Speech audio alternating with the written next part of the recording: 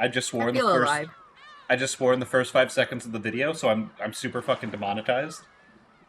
I did that last night on Hooray! accident. We're so cool. We don't care about revenue. I care a little bit. I also care a little bit, but like I'm not making enough revenue to be able to like. I mean, I'm not. My shit's not monetized on YouTube. Who gives a shit? My shit's not on YouTube. I mean, it is. Thank you to Saw, who posted most of my shit. Yeah, But my current shit is not on YouTube because I'm incredible. bad at being an independent woman. Hey, welcome back to Umineko, everybody. We're loading. I can't Hey, wait. popcorn. I'm very excited because like we left off like you saying, "Hey, don't fucking touch this. Do not click this. If you read like a second of this, we're locked in." Whoa, did I really put emphasis on that? You did. It was like crazy. So I I'm guess I I must have been really tired. incredible. Well, I was I'm like, holding you to this. This is this is I this was is like, please do not continue because it's a new chapter. That's why. oh, okay. I This thought there is was like this is like something. literally the start. This is the start of the next part, Yeah. chapter or whatever the fuck you want to call it. Yep. Look at the rain outside. Wow, it do be raining. Hmm. The door is forcefully flung open, and Rosa flew in with Maria. Is Genji-san or anyone here? It doesn't matter who. Someone bring us a bath towel. Oh, okay. So this is like her getting her from like the rain or whatever. It was a full-blown typhoon outside, and it was starting to pour down hard. Though she had at least been using an umbrella, Maria had been in the rose garden and amid all that wind and rain the whole time. It is okay. I know I'm derailing this immediately already for like Go 5 seconds in. I really do think that like the way they approach like the sort of like the common route of each of these episodes is like super interesting because we're always getting like new perspectives or like we're seeing like certain parts of scenes that weren't involved in the other parts and were more just implied. So like right here we're seeing like them coming into the building instead of like actually anything that's happening outside. And I think Yeah, that's it's neat. really interesting. I like it a lot. Yeah, I'm not a huge fan of like having to repeat common route stuff whenever we do like new like routes or whatever. And I Oh know my that's god, I not hate that shit. and I'm not like I know that's technically not what's happening here, but it's about as close as you're gonna get it in Umineko. Um Yes. but I do think it's like I think that the way they handle it is really good. It's super interesting and it feels refreshing, even if like sometimes you're just sitting there like, guys, we get it, can we get on with it? Not me. I can never get tired being introduced to the cast. Chapter 2. Listen, chapter 2 doesn't exist. I still can't, but like I still can't believe we sat through like 2 sessions of like fucking Shannon and George. Ugh, ugh, brother, ugh. That didn't happen in my brain. Hey Ham, how we I doing? am. Uh, she had grown ice cold. She was a cold motherfucker now. She really kept that shit tight. Maria had Oops, gotten into it. Oh, I accidentally pressed stop watching on your stream and now I can't find it. Hold on. I got it, sorry. Okay, I'm good. okay. Maria had gotten into a minor fight with Rose in the rose garden, and had been told to stay there forever. Oh! Mild punishment. So she had done as she was told and had continued to remain in that spot even after the rain started. Rosa had certainly gotten a little emotional and angry, understatement of the fucking century. But Maria's stubborn demands were probably more at fault. Okay, alright, okay, narrator. The cousins, who had unfortunately been witness to that exchange, were relieved to see the mother and child close to each other again. Sometimes the narrator says things and I'm like, I saw what happened. You're full of shit. Fuck you. Rosa towed Maria's head dry. She seemed overcome with worry that Maria might catch a cold, but Maria herself was nonchalant. She's like, yeah, she's cold. She's ice cold, dude. Are you alright? You didn't catch a chill, did you? Maybe we really should go back quickly and get a change of clothes. I'm fine. And I'm hungry, so food is better than a change of clothes. I love how she like you can hear her saying like rice in like the Japanese dub. It's just like give me rice. Wait, I thought Gohan meant food in general. I think no, Gohan's like rice. I think.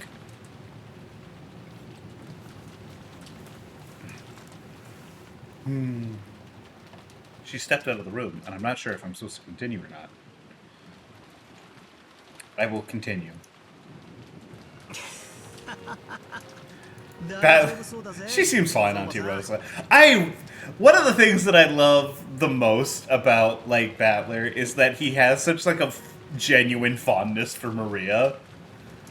Like like he really loves his baby cousin. Like he's like, what a fucking weirdo. I love this kid.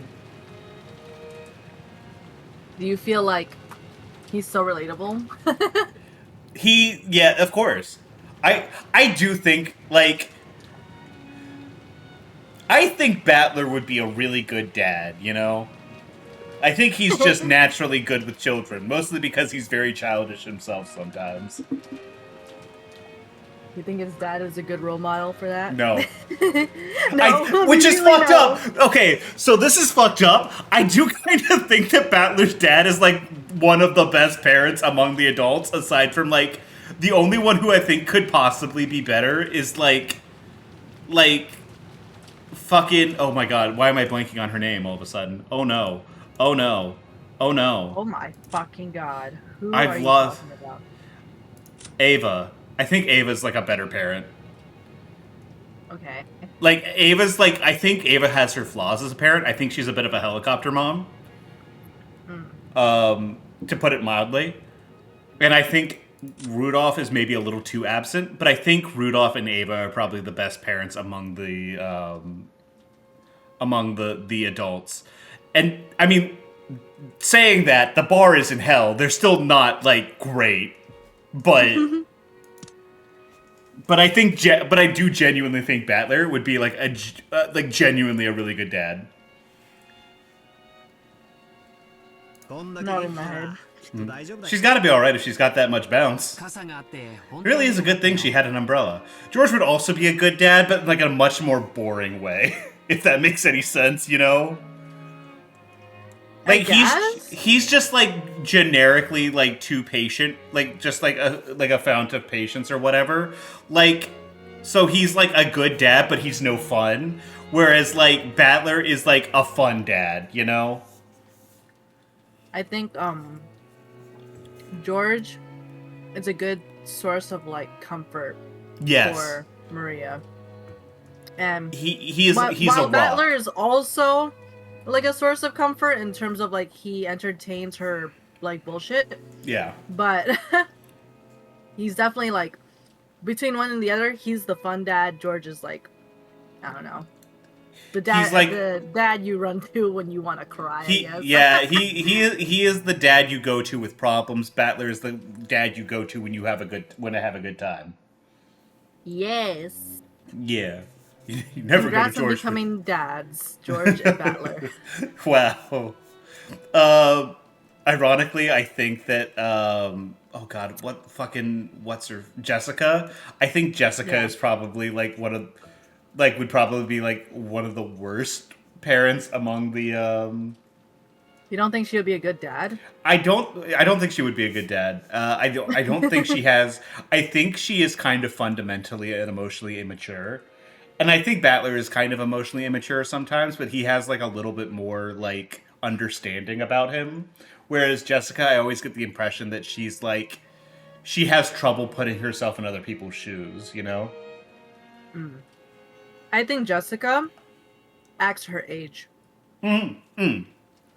Absolutely. I think Battler and George are both kind of batting above their weight class in terms of like their age to maturity ratios. I agree.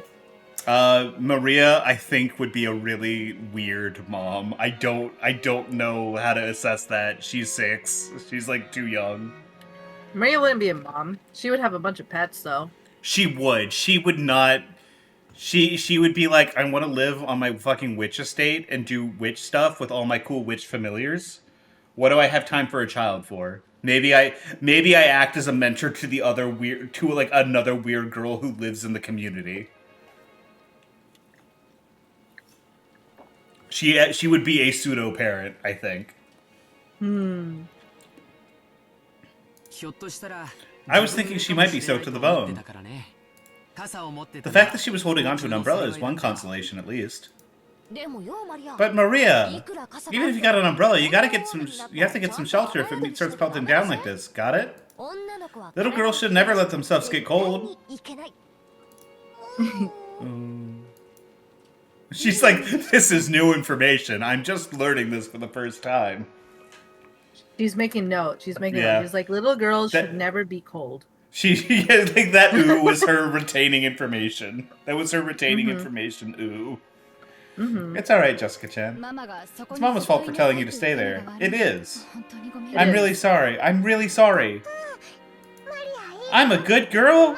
Good girl for doing what Mama said? That's not... I mean, you are, but, like, also that's not, like, what you... Stayed there even though it was cold? Stayed there until Mama came? Maria, listen. Listen, Maria. I get that you're mad, but you can't be doing this kind of passive-aggressive shit. Yes, you really are a good girl, Maria. Rosa, you're reinforcing the wrong lessons here. You should be like, even if Mama tells you to do something, if it's like, if this happens and you get, and like you end up in a situation like this, you should take care of yourself. You did exactly what Mama told you. You did really well. But next time, even if Mama tells you to do something, you should find some shelter if it starts raining like this. I gotta stop talking. I gotta start playing the game. Alright? Promise Mama. Ooh. Promise Mama. Ooh, how are you doing... Maria, how are you doing that with your mouth? That's magic? I can't believe she's a magician. She's a witch. As Rosa gently held Maria, they joined their pinkies together and promised. Patler and the others could tell that by this bonding between mother and child, expressed through a single little finger, the warmth was starting to return to Maria's body. Thanks for the towel. That really helps. Then, if you would excuse me. It's been a while. It feels like it's been a really long time since we've seen Canon. I agree. Canon bowed with a blank expression, as though he had done nothing that required gratitude, and then left the parlor. He's dying too early. He really does. It's already dinner time. Let's all go together. Maria, you can even have half my dessert too for being so good. Hell yeah! Really, Mama? Oh my god, the little boing sound effect. Get dessert. Ooh, ooh, ooh. Love you, Mama. Love you, Mama. Now, Maria, don't jump around. Mama loves you too, Maria. Loves you, Maria. Love you, Maria. This is really cute, as long as you don't think about anything else that Rosa has done with Maria. I really do think that, like Ryukishi's social work stuff really shines through with Rosa and Maria, because it really captures that there's this, like, they do actually love each other. It's just that they can't make it work, you know?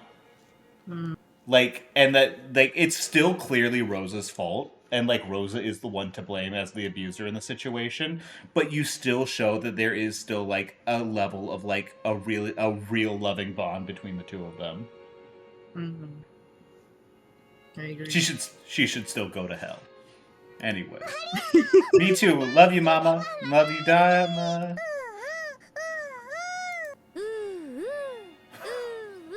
Why can't you be like this all the time, Rosa? Fuck you!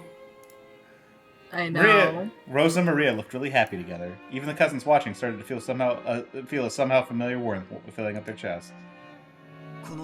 You know, that might be the age where you're on the best terms with your parents. Maria's got some problems then. Maria's really fucked. If this is the best, then I hate to see the worst. Wasn't like that for me. This is like, Jessica's like, what the fuck are you talking about? Like, Mom and stuff always yell at me to study. That's because they love their children. Parents' love isn't always gentle and indulgent. My mother was strict with me too, but by now I realize that it was because she treasured me so. He's like, no, she, all those things was because she loved me. That's because It's so she funny loved me. that his like glasses fog over as he says that. Yeah, it's like it really does feel like he's like actively repressing something here. He's It's really hiding. funny. It's really funny. Love you, Mama. Love you, Mama. Love you, Maria. Love you, Maria. So should we get some food? Let's be friends and hold hands. Be friends and hold hands. Mama Maria, friendly, friendly. Yes, that's right. Mama and Maria are friends. Forever and ever. I love you, Maria. Whoa. Oh. The hell was that? Hello, did I miss any major deaths or witch fights? We like really just started. No, we really just been talking about like which of the cousins are the best parents. That's basically the long and short of it. What the hell was that? What happened? The sudden sound had come from the teacup Gretel had been holding, which had fallen and smashed. Sorry, I was out of it for a moment. She was like reacting to like the Maria bit and being like, she's too cute! She's too cute! Ah! Sorry for dropping it. I do. If that's actually like where Ajay was coming from during this, genuinely really improves her character to me. I love it when like characters are like, this was too cute. I don't know how to handle this. My body's gonna start freaking out. Like cuteness aggression? Yeah, the cup on the floor was broken into tiny pieces. Would it really have just made such a sound and smashed into so many pieces just from being dropped from that height? Even someone as obtuse as Battler could realize that she was in a bad mood over something, but he couldn't understand why she had suddenly grown so displeased. When she made to bend over and pick up the piece of the cup, Renove appeared out of nowhere and stopped her. Please, you will injure yourself. Leave the cleaning up to me. Shall I bring you another cup? No thanks. I guess a demon's black tea just doesn't suit my tastes. Oh. To think that there's something whose tastes aren't satisfied even by Renove's tea. Must respect your discerning palate. I'm getting bored, so I'll go out for a bit. Didn't she say like in the previous session that we did that like she's like a coffee person and not like a tea person? I think so. Bored? Wait a second, but things are just about to get started. At this point, Maria's probably gonna say that she got an umbrella and a letter from Beatrice again, you know? It's like this is the best part. What the fuck are you doing? These are the moments with aura. This is the critical part. You'll have to excuse me. Sorry, someone will clean up this mess. Leave it to me. I love how she's like, someone will clean up this mess. Renove's like right there cleaning it up. Like, what the fuck? Without saying anything else, Gretel disappeared of her own accord. Her form literally melted and disappeared into thin air. There had definitely been a displeased expression on her face, but neither Battler nor Renove, nor of course Beto either, could understand why her mood had suddenly worsened. I love how it's like the two normal ones, and then absolutely, of course, not Beto. No one would ever think Beto. Yeah. We're throwing this in here for like, you know, to complete the set and for like thoroughness' sake, but like no, obviously not.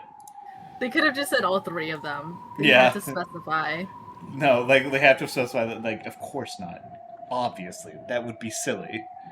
All that remained was the fragrance of the black tea she had spilled.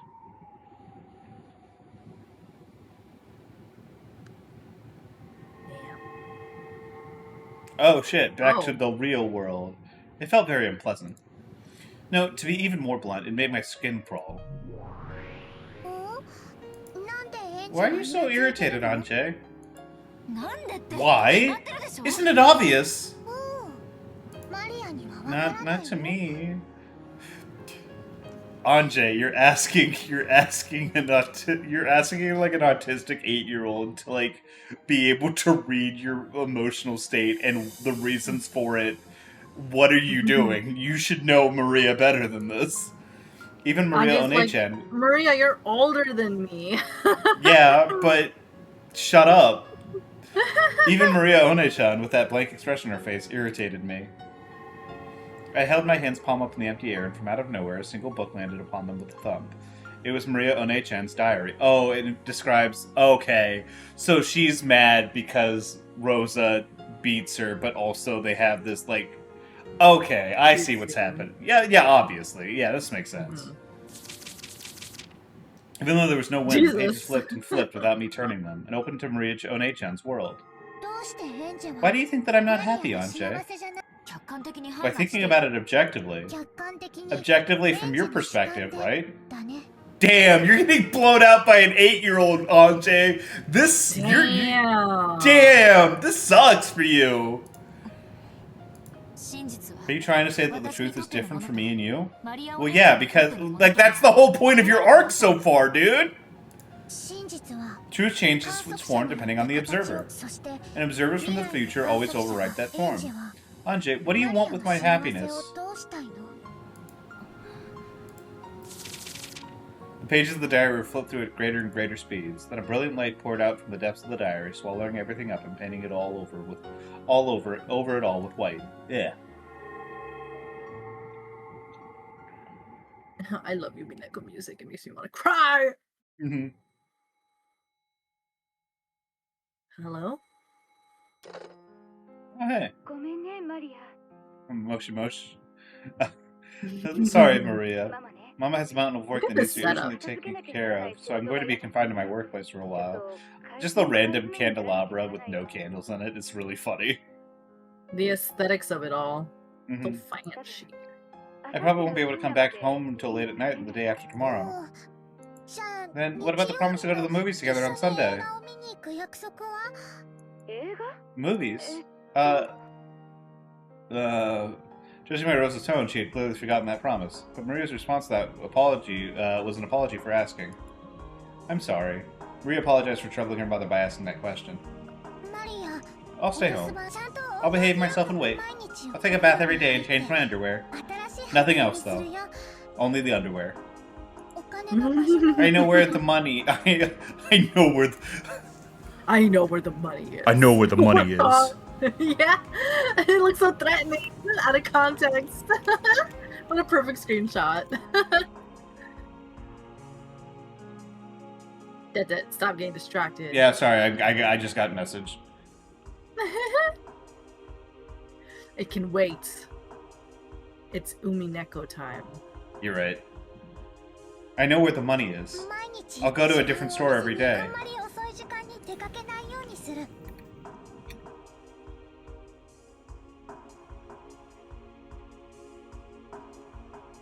Dada, I'm gonna fuck you up. Okay, I'm sorry.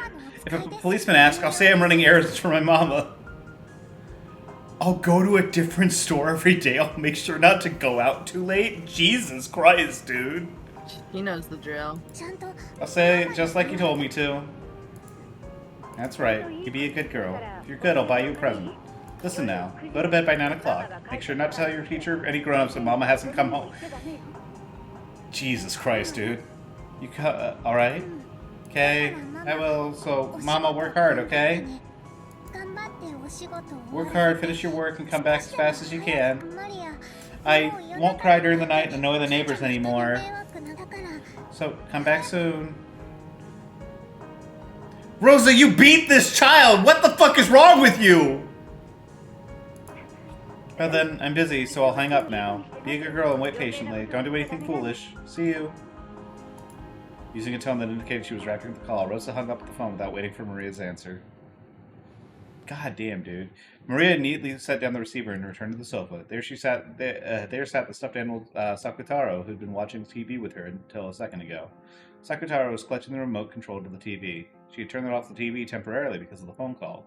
He looked like he was asking her to return the power on again because he wanted to quickly get back to watching TV.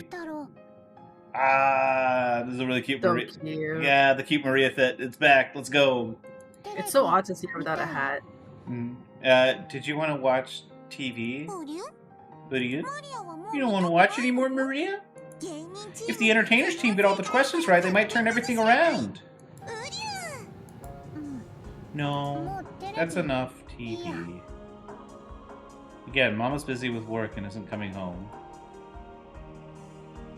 Mama usually has a lot of overtime and doesn't come home until late. She has to socialize or something for work, so she comes home having drunk out a lot of alcohol, even though she can't handle it. And with a pale face, she goes straight into the shower and then to bed. And even on the weekends, she says she has overtime or has to stay over and almost never comes home. This has been happening often recently, saying she has a big job lined up or something. Picture I did my best on during art class got laughed at by everyone, but I wanted Mama to look at it properly at least. But once again, I won't be able to show her. And talk about the time I got when everyone pushed the cleanup onto me, but I did my best by myself and got praised by the teacher. And talk about when I went shopping and the man at the shop said he's always impressed by me and gave me a free can of coffee. Oh no, Maria, that's gonna stunt your growth. And there's a card I wrote and secretly hid under Mama's pillow because I wanted to encourage her when she comes home from working so hard. She's the best daughter in the world! What the fuck is wrong with you, Rosa? Ah! The whole list? There's more. There's so much I wanted to talk about. Mama is working really hard at her job. She's working with all of her strength so we can eat every day. Hate jobs. Mama should just quit that stupid job. A job is an important thing for adults to do. It lets you eat food, buys clothes, pays for school lunches, and pays the deposit for summer camp. It's all because Mama works and earns money for you.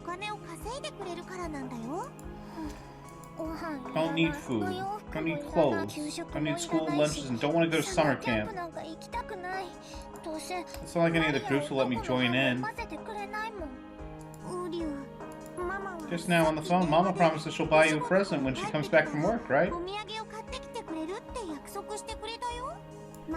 I think Mama made that promise because you're important to her, Maria, and she feels bad for making you lonely. I don't know. Who do you? She definitely wouldn't do that if she thought you were a pain or annoying. She does. Both of those. She wants you to stay by her side all the time as well. She also finds it painful and sad that she can't. I remember when Mama spent the whole night by your side, crying.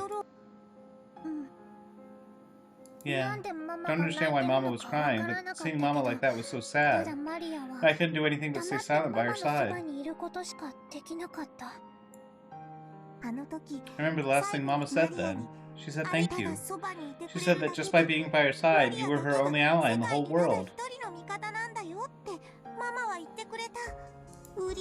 Wait, do you remember? Yeah, you're my only ally in the whole wide world, she said. Sakutaro set the remote on the table, crawled up on the sofa, sat on my lap, and spoke to me while gazing into my eyes. I'm sure Mama's just like you, Maria. Where the designs that Mama draws are the only ones laughed at by the clients. And her company's the only one that has annoying jobs pushed onto it by other companies. Mama's the president, so she has to take care of everything all by herself. And her company's the only one that never gets to join in with the business of other companies. Just a failed business. Your Mama's only ally, remember. Even if you tell Mama to quit her job, in the whole wide world, where would Mama's ally be?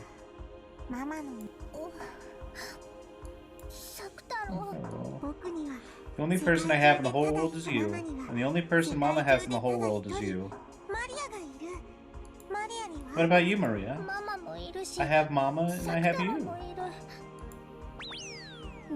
Then you aren't lonely at all! Mama's busy with her work, so she can't be with you very often, but please, don't blame her for that, Maria. In exchange, I'll always be by your side and be there forever and ever, so don't cry, okay? This is the saddest shit I ever heard get said. This is, oh. I told you to prepare yourself. Me being with you can't stop you feeling sad?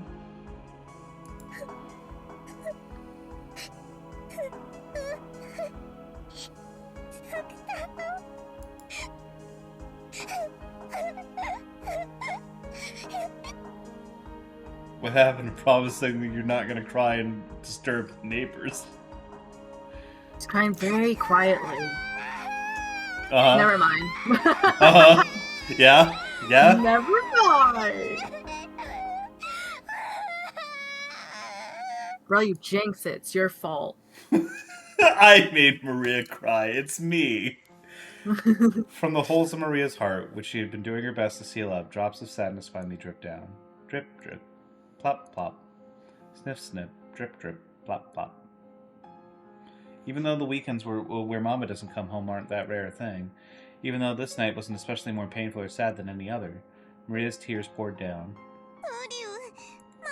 Don't cry, Maria. I'll always be with you. Even if you're gonna cry, I won't. I'm a lion club. I won't cry. I can't cry just because I'm lonely. I want to cry too, but I'm not going to. Why won't you cry, Sakutaro? You still won't cry even when it's this lonely and you can't hold back the tears? Damn. But if I cry, who will make you feel better? So I'm not gonna cry, because I want to make you smile. Man! If I smile, will my mama come back? When she does come back and you greet her with a happy face, I'm sure she'll feel the same. Mama will be happy. And then, I'm sure, it'll relieve her tiredness from her work as well. And then, I'm sure she'll get in a good mood earlier than normal and play with you a lot. When you come home and Mama's waiting for you there and she's in the kitchen in a good mood, don't you feel really happy? It's definitely the same for her. If I stay here, being happy, she'll be happy too?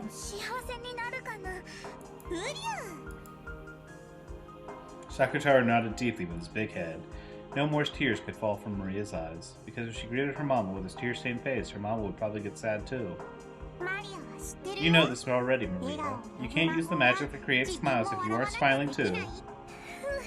Yeah, I know. So I won't cry anymore. Hey, Maria, I have an idea for how we can have a fun time.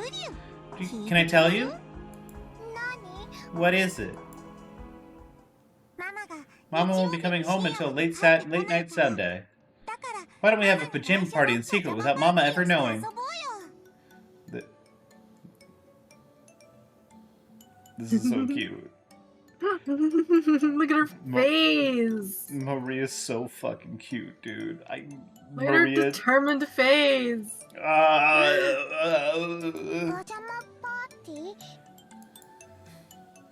Until you get tired late tonight, you can play with me while eating candy and drinking soda in bed.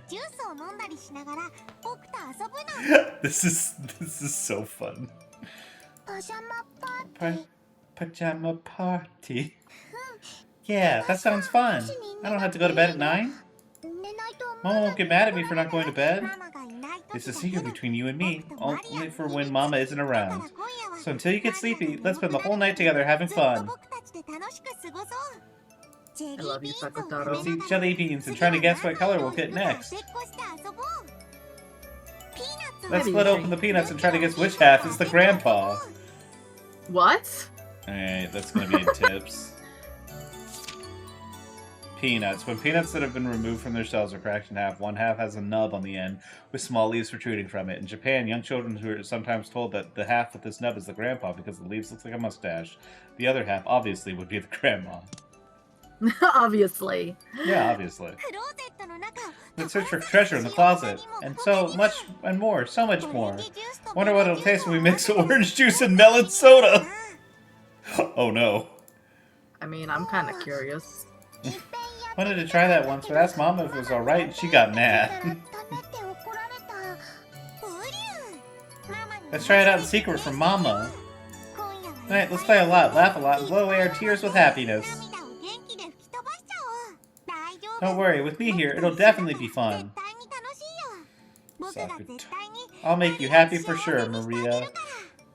I don't know how much, like, obviously Sakutaro is just kind of like a part of Maria's psyche that she's externalizing onto the doll or whatever, and that's probably not super healthy, but, like, I would give anything for this lion to keep this little girl happy. Oh my god.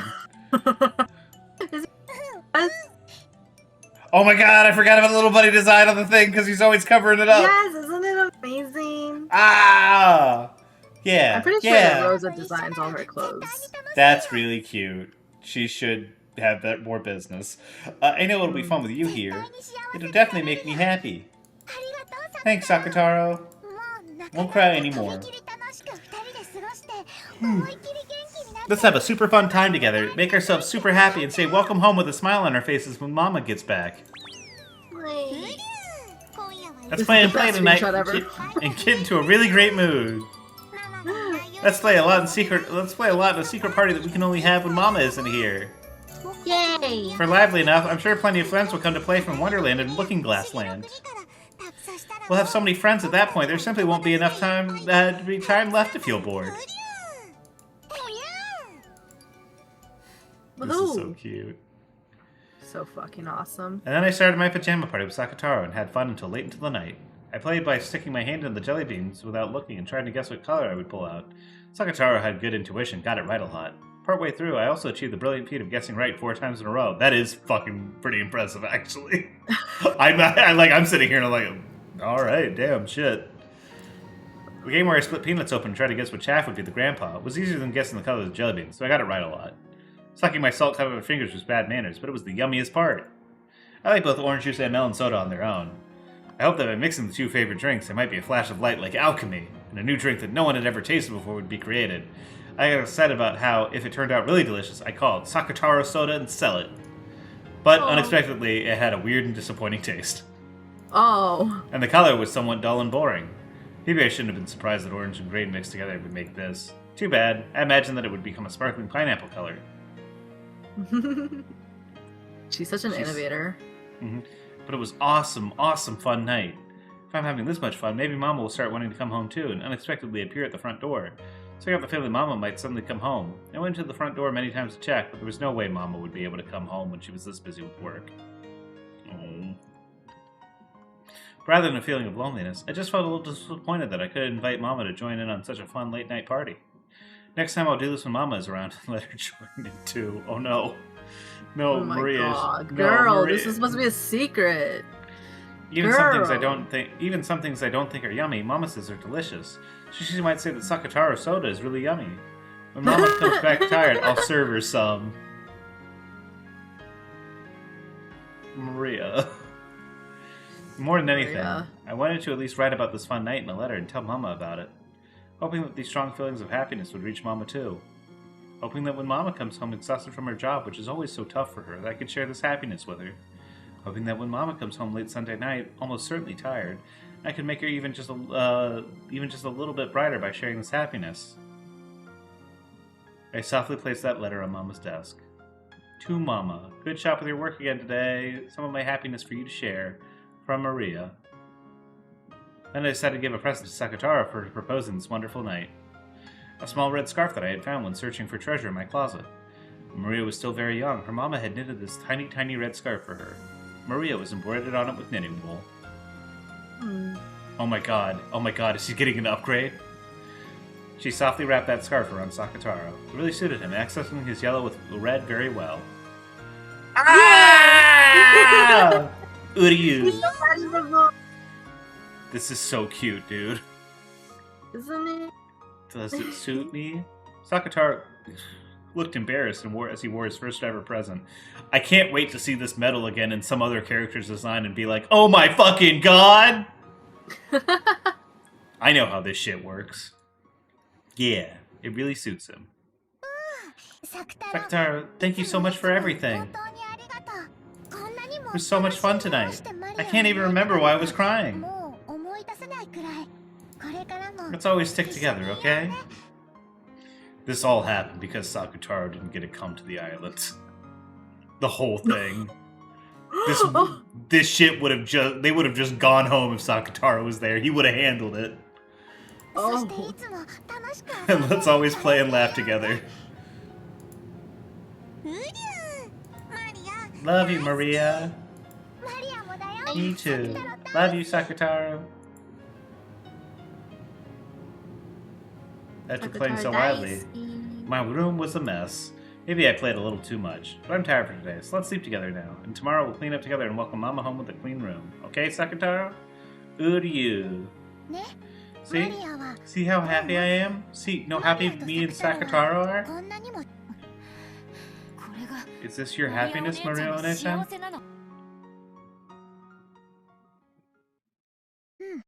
Yep. I am happy. I almost feel like I'm gonna cry. Oh my god. Oh my god. I warned you. Even though you were looking forward to that movie so much, and Aunt Rosa promised that she'd definitely take you, she completely forgot. She just happened to forget because she was so busy with work. Even if she had remembered, she couldn't have done anything about it with her work. Whether she remembered or not, Mama would spend the work night at work in either case. She couldn't go to the movies. Whether she remembered the promise or not is insignificant. There's no way that's insignificant. After all, when Auntie Rosa replied, "The movies?" on the phone, it was obvious she had completely forgotten her promise. When she heard that, Maria One-chan's mood definitely darkened. Well, like you say, even if Auntie Rosa had remembered her promise, you wouldn't have been able to go to the movies in the end. But even so, to think that your mother just forgot her promise to spend one of her few days off with you, it's sad. I'd be angry. Yeah, it was sad. Because even if she had remembered, we wouldn't have been able to go to the movies. But after that, I had a very, very fun night with Sakataro. You must have thought that pajama party looked really fun too, Anje. There's no way that would be fun. I mean, all that messing around you did that night was just you intentionally making a frenzy out of nothing so you could forget you were lonely and your mother wasn't coming home. Anje, chill. Anje, chill the fuck out. That's not true. Billy did have a fun party with Sakataro. No, you didn't. You were just sad and you hated your mother so much for forgetting your promise that you made a mess of your room. Anje, were you never... I guess by the time, like... Yeah, because by the time you were Maria's age, you were already being raised by, like, Ava, and she hated your fucking ass, dude. Where was something like that ever written in my diary? It isn't written anywhere, but by reading in the gaps between every line, I can tell how you felt. Oh, this is projection. Oh, Anje, you're projecting onto this 8-year-old dog. Oh boy. You didn't have a good time at all that evening. You stayed up late when you were told not to, broke the strict rule about not eating sweets outside of snack time, and even when that didn't bury your sadness, you went wild in your room and made a mess of it. Isn't that all? And after you made a mess of your room and were all tired out, all you did was claw at the bedsheets and cry yourself to sleep. It is written in the diary that Mama probably forgot her promise about the movie, and that I stayed up late having a pajama party with Sakataro and made a mess of my room searching for treasure. Yes, and that can only mean one thing, can't it? You were starving for Auntie Rosa's love. And Auntie Rosa always put her work and public image first, always keeping you on the back burner. That's why it makes my skin crawl. Because I know just how superficial Aunt Rosa's words of love for you are. You should realize this yourself. So how can you say that you're happy? I don't understand that. That part of you, Maria One-chan. Even at this age, I can't understand it at all. How aren't you sad? How is it that you can experience a reality filled with misfortune and call yourself happy? I can't do it. I can't understand it.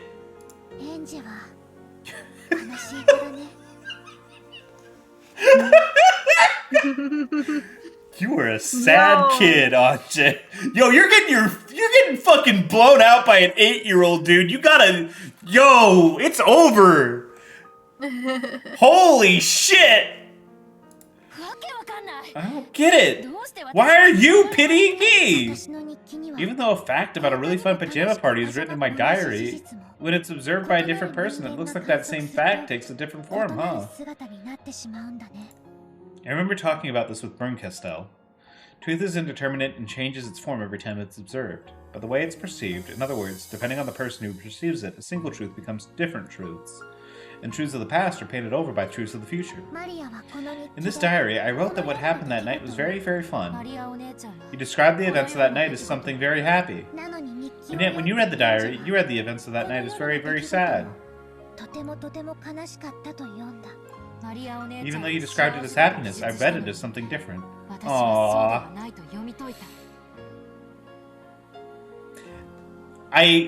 As much as I think that, it is like I think Maria's like thing is very sad, and I think that like she is like a really good daughter and like a really strong girl. I do think that it like is a really like it's a real credit to Anjay that she is so mad on Maria's behalf. I think that the fact that like she is like openly weeping, considering how like truly emotionless she has kind of felt for a lot of her story, like of her own circumstances, like the fact that she is like openly weeping about like Maria, it like I think that's like a real credit to her. Stop it. Maria says otherwise. Maria's like, just fucking get it together. Jesus.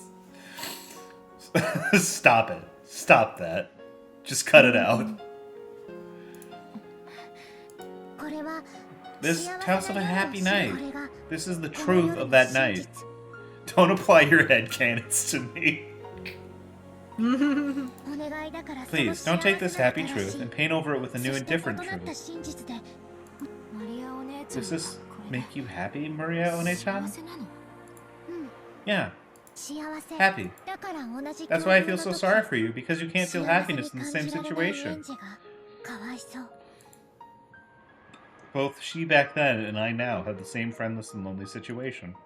Anjay accepted the lonely truth as the lonely truth. But she painted over the lonely truth with a happy truth. Ushiromi and Maria took the sad truth and changed it into happiness. That is the only and yet all too large difference between me and Maria One-chan. And the same time as being unable to accept it, another part of me is jealous of that power. Yeah, that's right. It is power. With that power, I was able to become happy. And without it, you can't. That power, what is it? I don't know what to call that power either. At this point in time, at least. Eventually, I would be taught its true form. I'll talk about it later, on a later page. So then late Sunday night, for the present, just like she promised, Mama came back.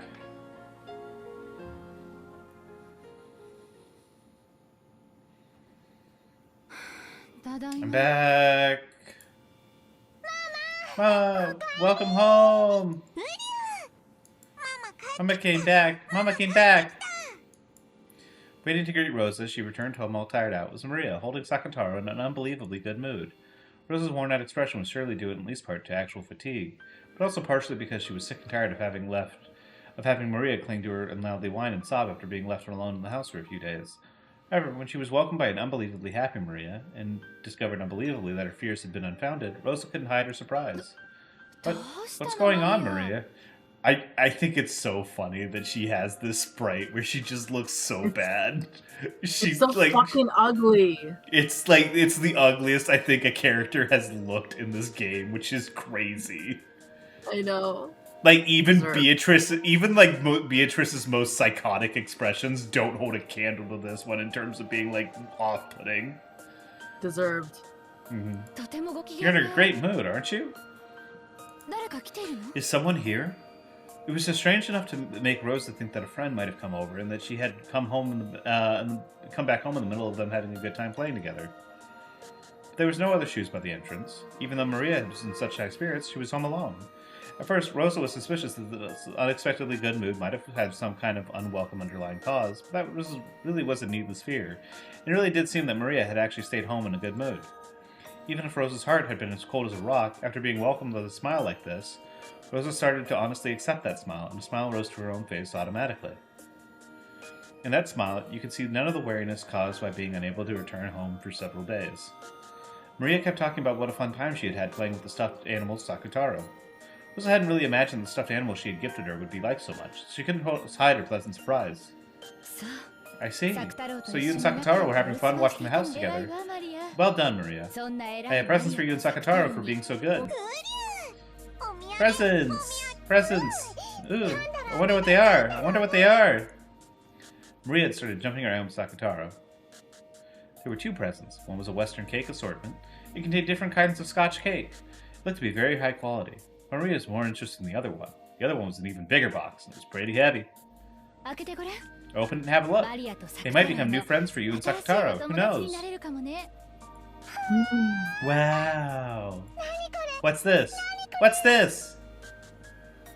Inside, they're laid there like chess pieces were about 20 small ceramic animal figures. Squirrels, rabbits, small birds, dogs, and cats. Damn, she really fucking covered the gamut. That's awesome. So cute. And they were all holding musical instruments. Holy shit, they're a band! They're a band! In addition to them, there was also a panorama-style background. A forest scene was drawn on it. Little woodland animals were all gathered around a forest clearing. They looked like they were having a good time. Rosa set it up on the table. When she lined the ceramic figurines up like chess pieces in front of it, it became a band of forest animals. Isn't it wonderful? I saw it at the store window and I was taken with it at a glance. This is a present for you for being such a good girl home alone, Maria. Ooh, thank you, Mama! Isn't this amazing, Sakataro? Look how many more friends we have. It was just like you said, Sakataro. It was true, we had a fun and lively time and we did get more friends. See, didn't I tell you? Look, we have more friends. Look, we have more friends.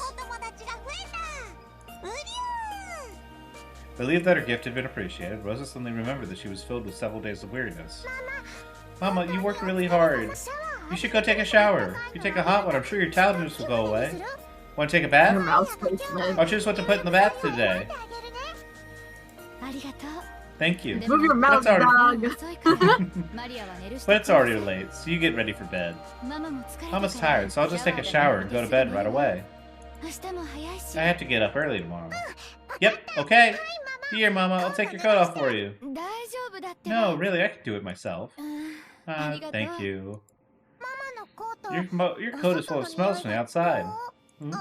Oh, sorry, dropped something. I'll pick it up, okay? When she had taken Rosa's coat, a receipt or ticket stub or something had fallen out. It had been in her mama's pocket, so it was probably important. Maria hurriedly picked it up. It looked like a ticket for a green car or the Shinkansen or something. Atami? Maybe it's that place famous for its hot springs? I was waiting for a shoe to drop. Just then, sounds familiar, doesn't it? Sounds shattered the warm atmosphere. Instead of the Rosa who had been there just a second ago, enjoying a gift with her daughter full of weariness after returning home for the first time in several days, there stood a completely different person who looked exactly the same but had the most terrible of expressions on her face. In her hands was the ticket stub that Maria had picked up. She had stolen it from Maria's hand in an instant. After a few seconds' delay, by the pain in her hand that had been hit and her mother's expression, Maria realized that she must have done something wrong. But she didn't know what she had done that had gotten her in trouble. It was probably because of that ticket stub-like thing. Was she not supposed to touch it? Even though she had tried so hard to welcome her mama with fun and happiness, she had touched something important to her without asking, and ruined that pleasant atmosphere. So Maria apologized immediately. Sorry.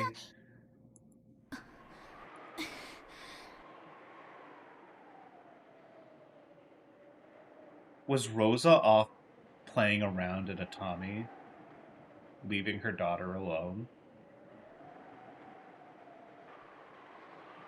Tommy, hot spring. Even though she must have heard those words of apology, Rosa's expression actually darkened.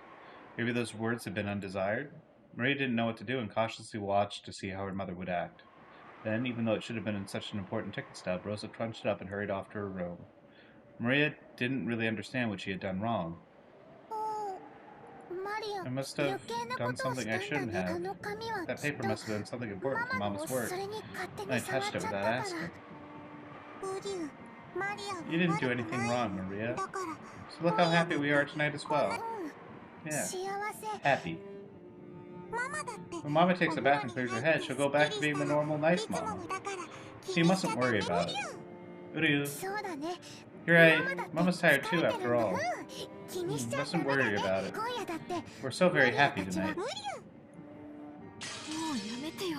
Please stop. I can't bear to watch this. Anjay, I think you're looking for happiness in the wrong way. You're the one who's wrong. How can you call this happiness?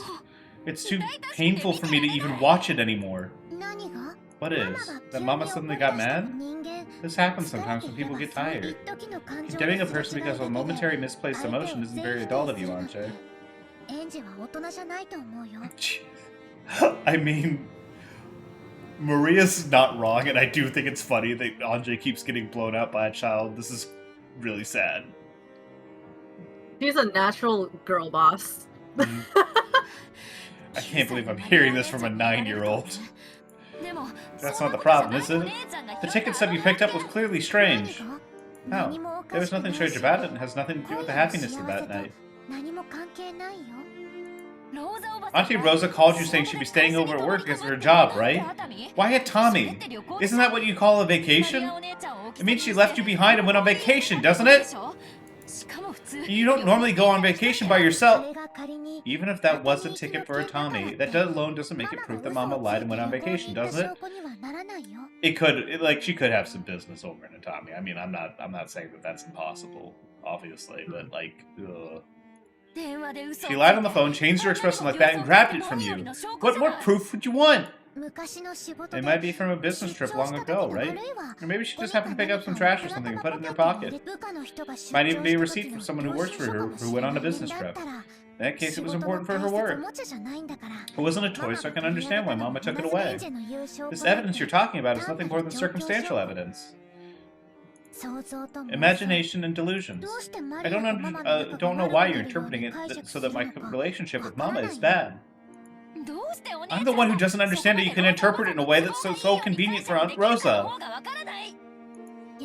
You really are a poor child, huh? It just keeps happening.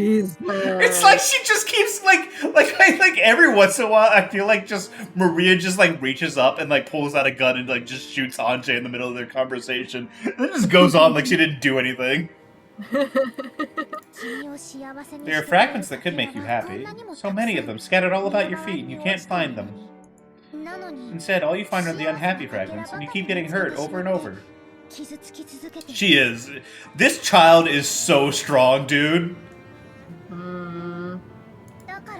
That's why you get scared of. That's why you get scared of being hurt, and you can't start looking for happiness until after you finish making sure that there's nothing around you that can hurt you. Damn.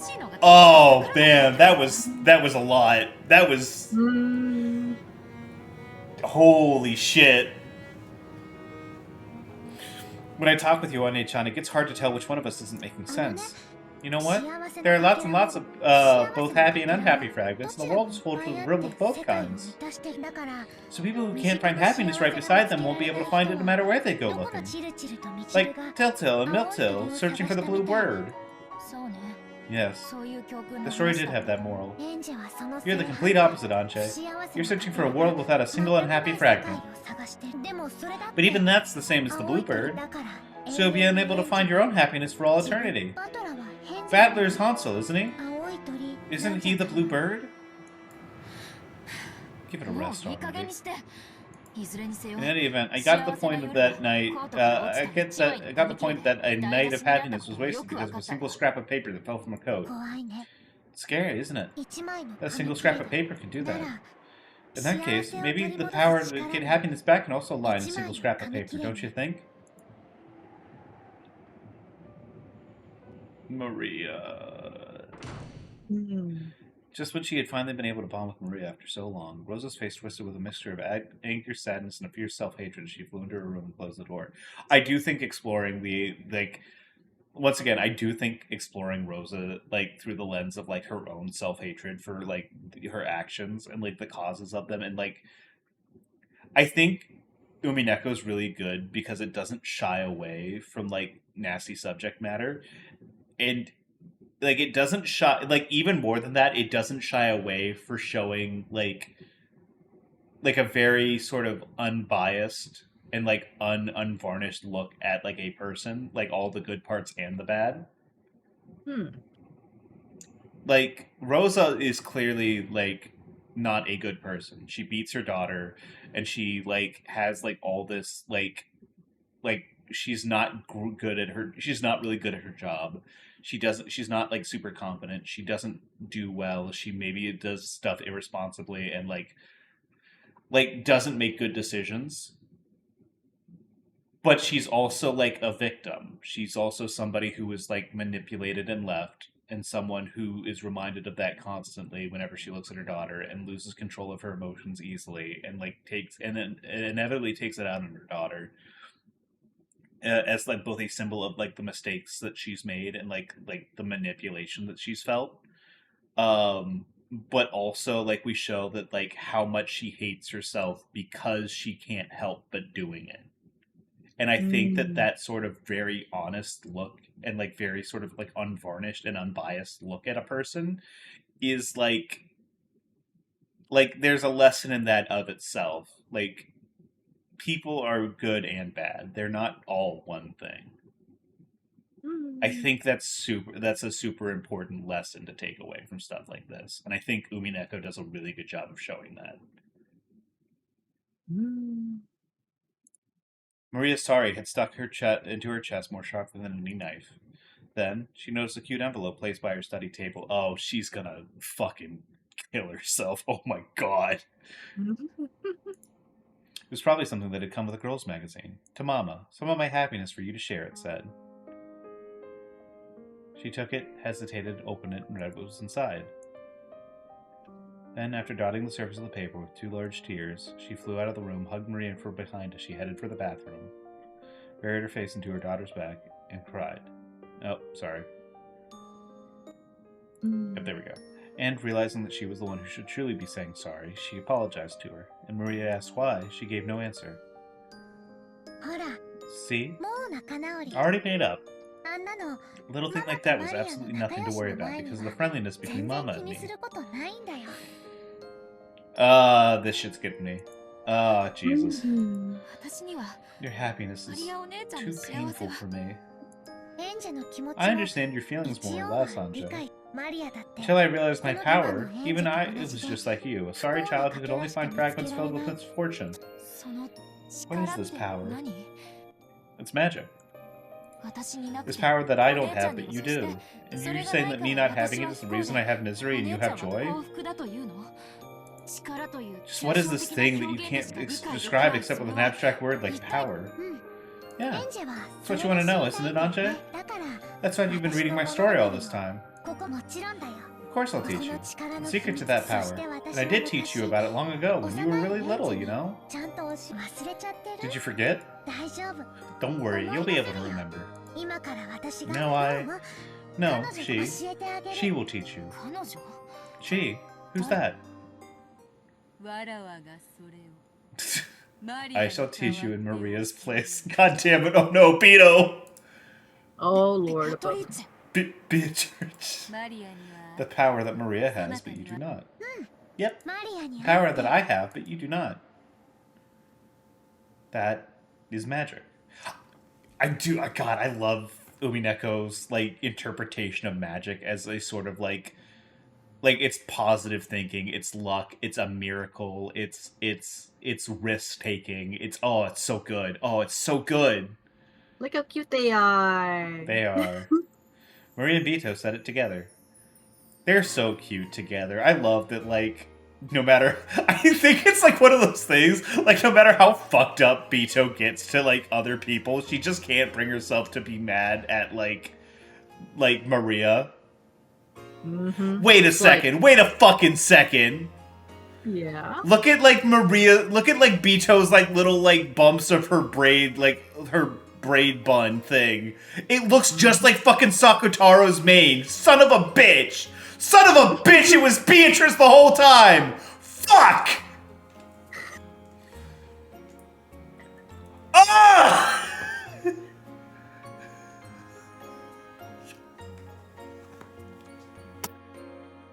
Son of a bitch! And Sakutaro was the one who taught, like, Maria, son of a bitch!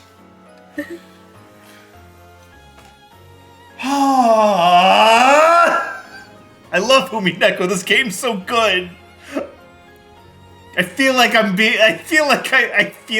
just getting fucked on. I feel like I'm getting fucked on right now. And then they started giggling together because they had said it at the same time.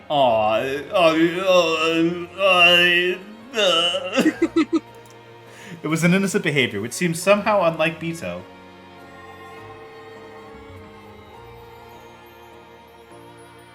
Hello. Black tea was arranged on a table in a peaceful garden, and Bito, Maria, and Sakutaro, who was sitting on Maria's lap, were having fun chatting.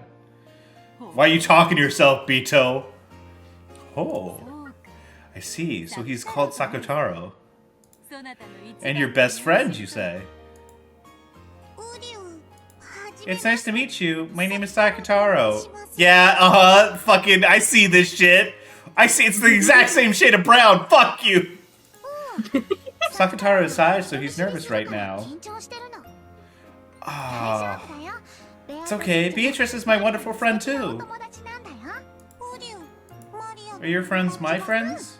Yeah. Then I'm Beatrice's friend too? Yeah. Maria, do things like this happen frequently for you in your everyday life? Things? Is breathing a soul of magic into inorganic matter and giving it life in this way? This is a really fucking crazy way to say having an imaginary friend. Magic's so cool because it's so real and so fake at the same time. A commonplace practice for you? Ooh. Sakutaro is an inorganic matter. He's a lion cub. Duh. She's like very impressive. A stuffed animal makes for an excellent vessel.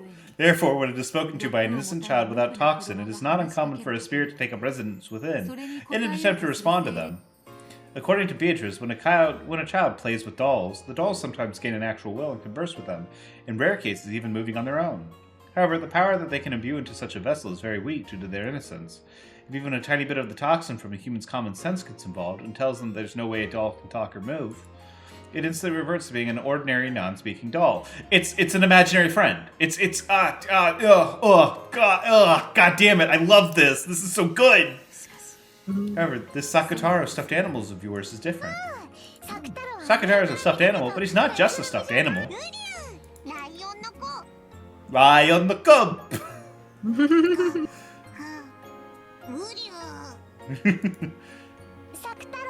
Sakutaro's a lion cub, but he's still a kid, so he's okay. Gow. Sometimes.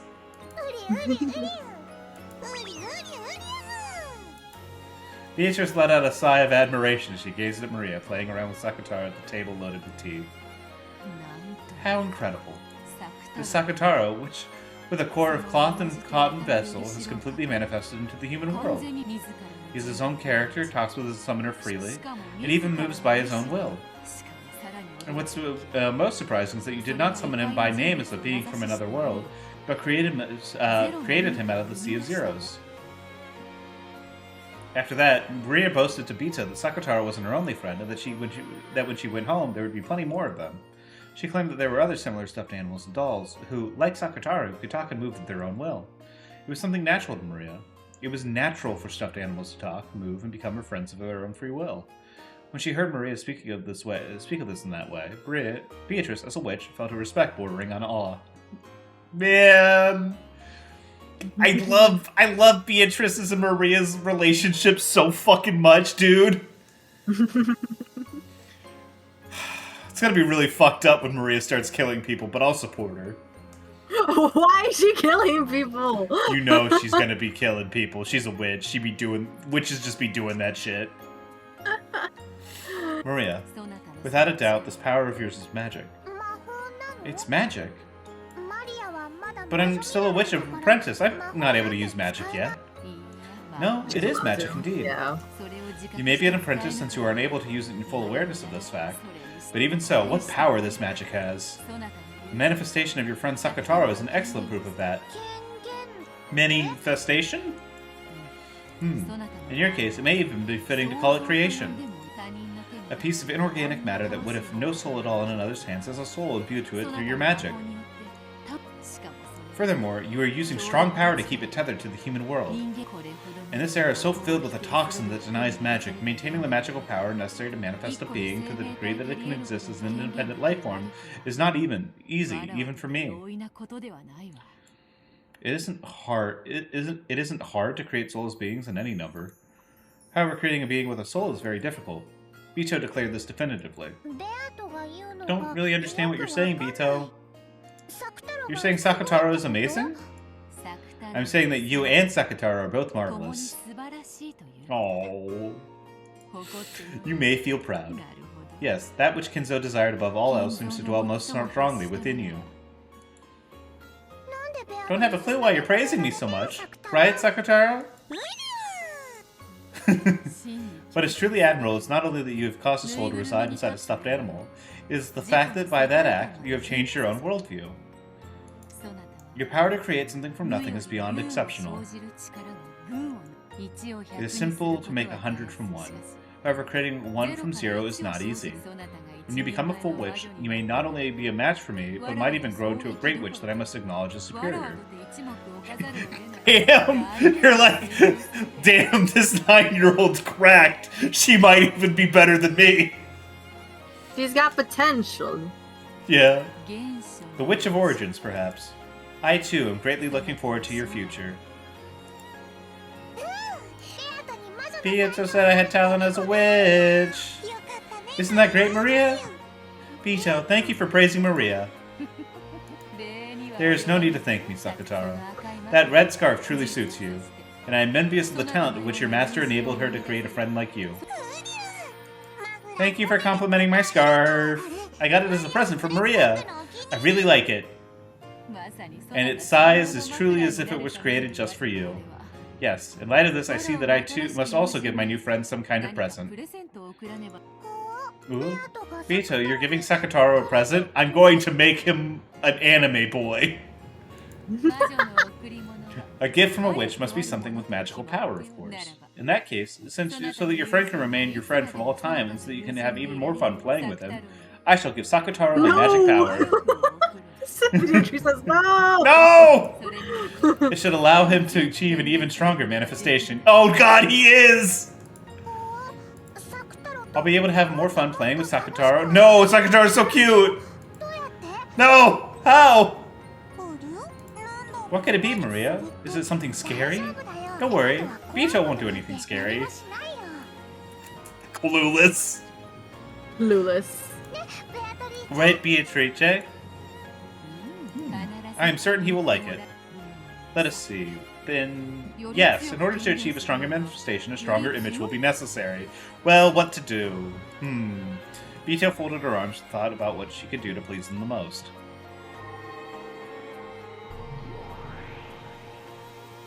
And at that moment appeared the form of yet another witch. It was Vito's master, Virgilia, whatever, truly was a great witch. Since Maria already thought of Vito as a great witch, this person Vito called a great witch must have been a great witch.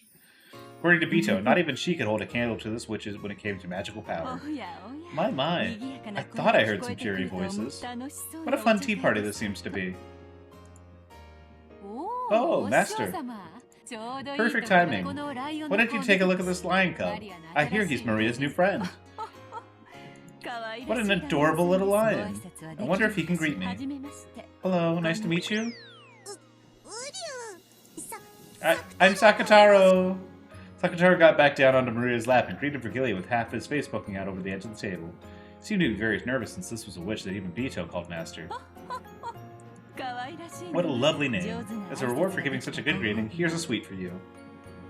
After waving her hands about, Virgilia held the palm of her hand upward and made a movement as though lightly grasping some of the air. Then she held that closed fist out in front of Sakataro. And when she opened it, there lay one of those individually wrapped cough drops. It's candy, Maria! Oh wow! Oh wow! Isn't that nice, Sakataro? Make sure to thank her. This is the best. This is the best chapter. I'm not gonna lie, I would be down for like 30 more of these. Bow. Even though Virgilia was a great witch, she still treated a stuffed animal like Sakataro to an elegant greeting. Still, Master Cough Drops, are you someone's granny or something? Can't you at least pull out some strawberry milk candy? How mean. Perhaps I won't give you candy anymore. Sorry. Well then, Maria, take out your grimoire. And of course, your writing tools. Okay, taking it out. Are we writing something? Oh, what's happening now? I will use the magic I learned from you, Master. Magic to make a resident of another world manifest into a vessel.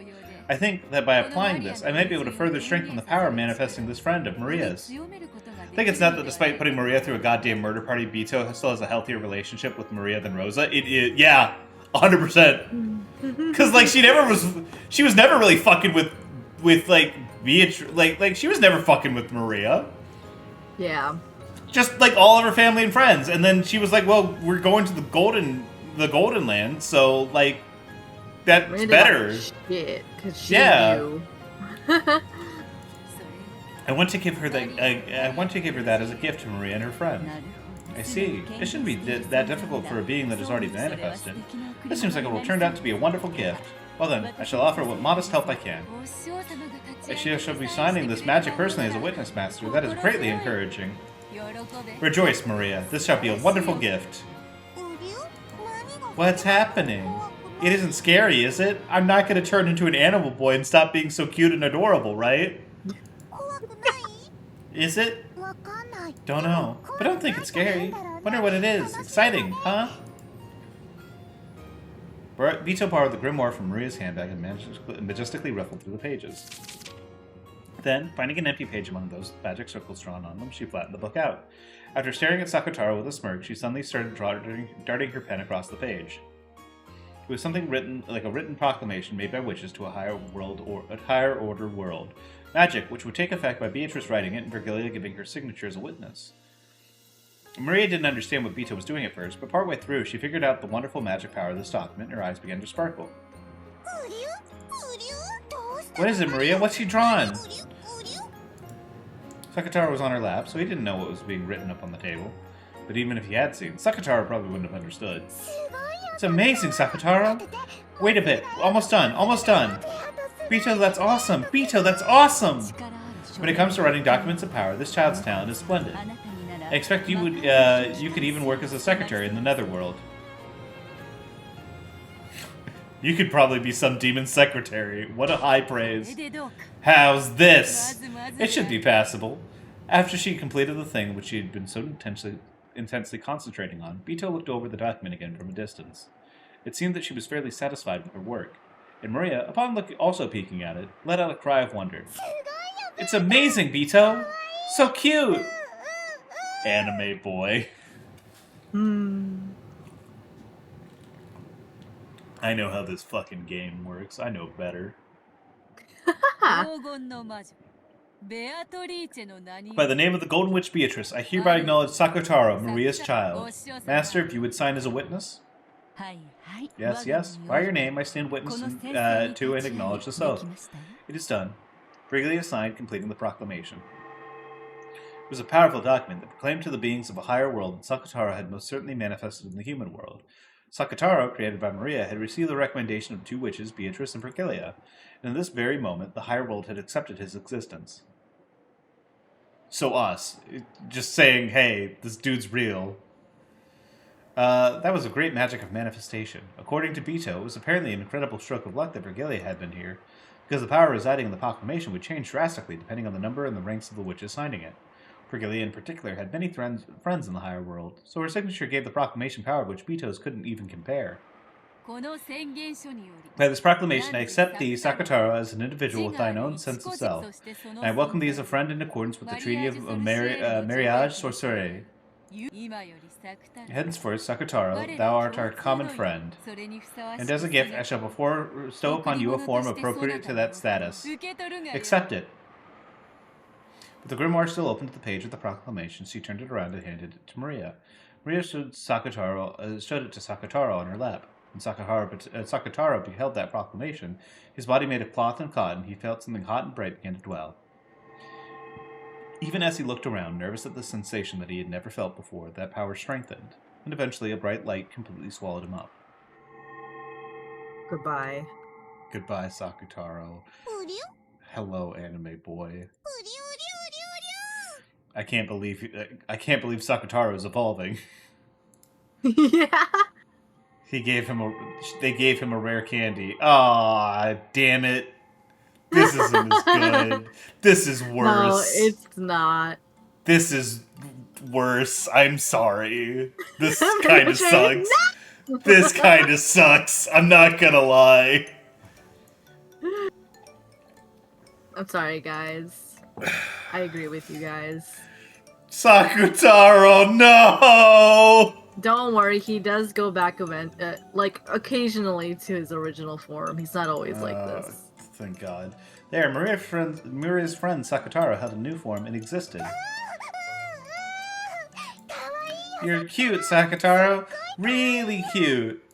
This is what a 9-year-old would like, yeah. Yeah. Does it really suit me? Not really. Isn't it embarrassing? Yes, it is. No, yes. It is a very lovely form, Sakutaro-chan. Forgilia and Beatrice are like, we made this lion ugly on purpose. As a joke. Bro, this is their OC. This is really... They're like, okay. We need to make a partner for Maria. What kind of couple would be the cutest? Jesus. I thought the scarf was his charm point, you see. And the ears. Eddie, when I said that that shit about the scarf, I thought about his character that was going to show up completely unrelated. I didn't think this. I didn't want this. Be careful what you manifest for. This is fucked up. And the ears. Animal ears are nice indeed. Truly cute. They just have really bad taste. I was about to say they have really bad taste in little boys, and I'm like, this is a terrible statement. I don't know if I should finish that sentence. Holy shit. Oh, God. Allow me to nibble at them later. Beatrice, no! Stop it! Bad! Thank you, Beatrice. Thank you so much for the wonderful present. There's no need for thanks. This is merely an expression of my respect for your wonderful magic and your friend. What, you hate them? And now you have reached this level, it would not be odd for you to graduate from being an apprentice at any time. Starting today, I shall initiate you in an even newer and more fun forms of magic. Icho, please go to art school. From this point, you may call yourself Maria, the apprentice witch of origins. What's the witch of origins? It's the title of a witch who seeks to become a creator. Right now, you are just an enchanter, possessing only enough strength to breathe magical power into the small objects around you.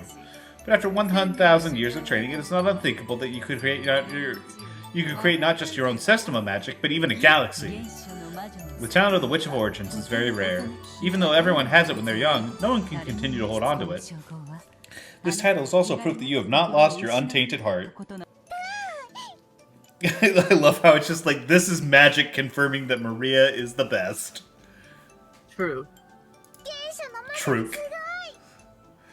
Witch of Origins, wow. I'll become one. I'm the apprentice Witch of Origins. So serious. Maria, that's so cool. Go! Get out of here! Every time this character sprite shows up, I'm like, I want to push him out of frame. Yo! The Witch of Origins, wow, awesome! This sucks. This sucks seeing this person's mouth move. Yeah. Maria, make yourself a better mom. He's so ugly, dude! Eventually, you will probably be able to call yourself with the title of a full witch, Lady Maria, the Witch of Origins. It may be a good time now to give not only Sakutaro, but you as well, an appearance fitting for your rank. Oh god, no! Not again! Not again! Here we go again! Here we go again! There! I shall give you a proper outfit for one who, while an apprentice, is worthy of calling herself a witch. Beatrice, no! You have to stop cooking! You can't cook! Maria, no! I can't wait to see that Rosa is actually way better than Beatrice at this one thing. Rosa, no! Rosa, no. Wait, sorry, force a habit. Beatrice, no! When Vito waved the pipe that was her wand, many gold butterflies appeared out of nowhere, grouped around Maria, and granted her a wonderful dress. Is it wonderful? Actually, this is alright. This is fine. Isn't it cute? Look at her. Yeah. I do think that this is kind of just like her regular outfit, but you made it black and then gave her the sash. Yeah, a little bit. Her staff is so cute. I love her. The staff is amazing. She's gonna start killing people, isn't she? No. Oh, mm-hmm. Mm-hmm. Mm-hmm. Mm-hmm. Need to see your face for this. Mm-hmm. Mm-hmm. Oh, you can't look at me because you saying that made me laugh. Anyways. Endowed with both cuteness and majesty, it was indeed a fitting article of clothing for the girl who would eventually take on the name of the Witch of Origins. Oh, wow! Oh, this fucking rules! Awesome, awesome, awesome, awesome! So cute, so cute! I want to show these clothes to Mama, too! Can't I? The full dress of a witch must not be shown indiscriminately. Such a thing is worth more if you reserve it for those most grandiose occasions. She does deserve this. Look how big her smile is. Mm-hmm. And when the Great Witch, the Witch's apprentice, and their new friend Sakutaro had a lively time enjoying their tea together. See? Look how happy I am, and look how fun this is. Please don't be afraid of being happy. Becoming happy isn't the same thing as accepting your current misfortune. It means creating a new happiness within your current misfortunes. God, she's fucking spitting, dude. She's going off. She's fucking... Oh, man. That is the magic of origins. I didn't want to acknowledge my current world. I couldn't abide accepting such an isolated and painful world. That's why, even though I was entranced by your world, Maria One-chan, I couldn't cross the final line. I'll teach you about my magic of origins. No, I taught you before, right? And you used to be able to use it. Did you forget? You were also a witch apprentice, Hanche, with your name entered into Marriage Sorcerer, weren't you? Yes. So I was. Marriage Sorcerer. That takes me back. I also had my name entered in there at one point, didn't I? They've been saying this a lot. This is new information. You can't tell me that name showed up before this. Alright. That's the end of the chapter. The world, 12 years later. Marriage Sorcerer.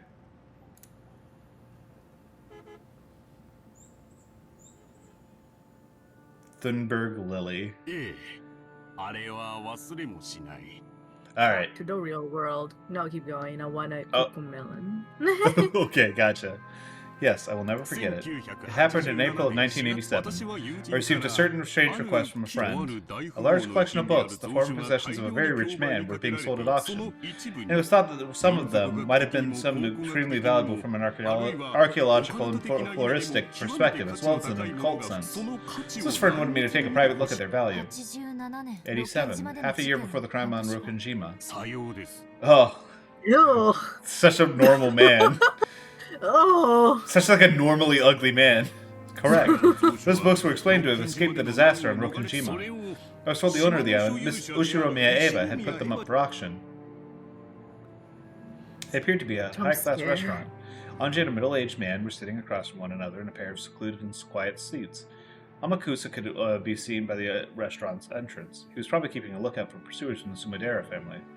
The scholarly-seeming man across from Anji spoke politely but with enthusiasm. He hadn't so much as touched the food in front of him, which communicated effectively the passion with which he was speaking.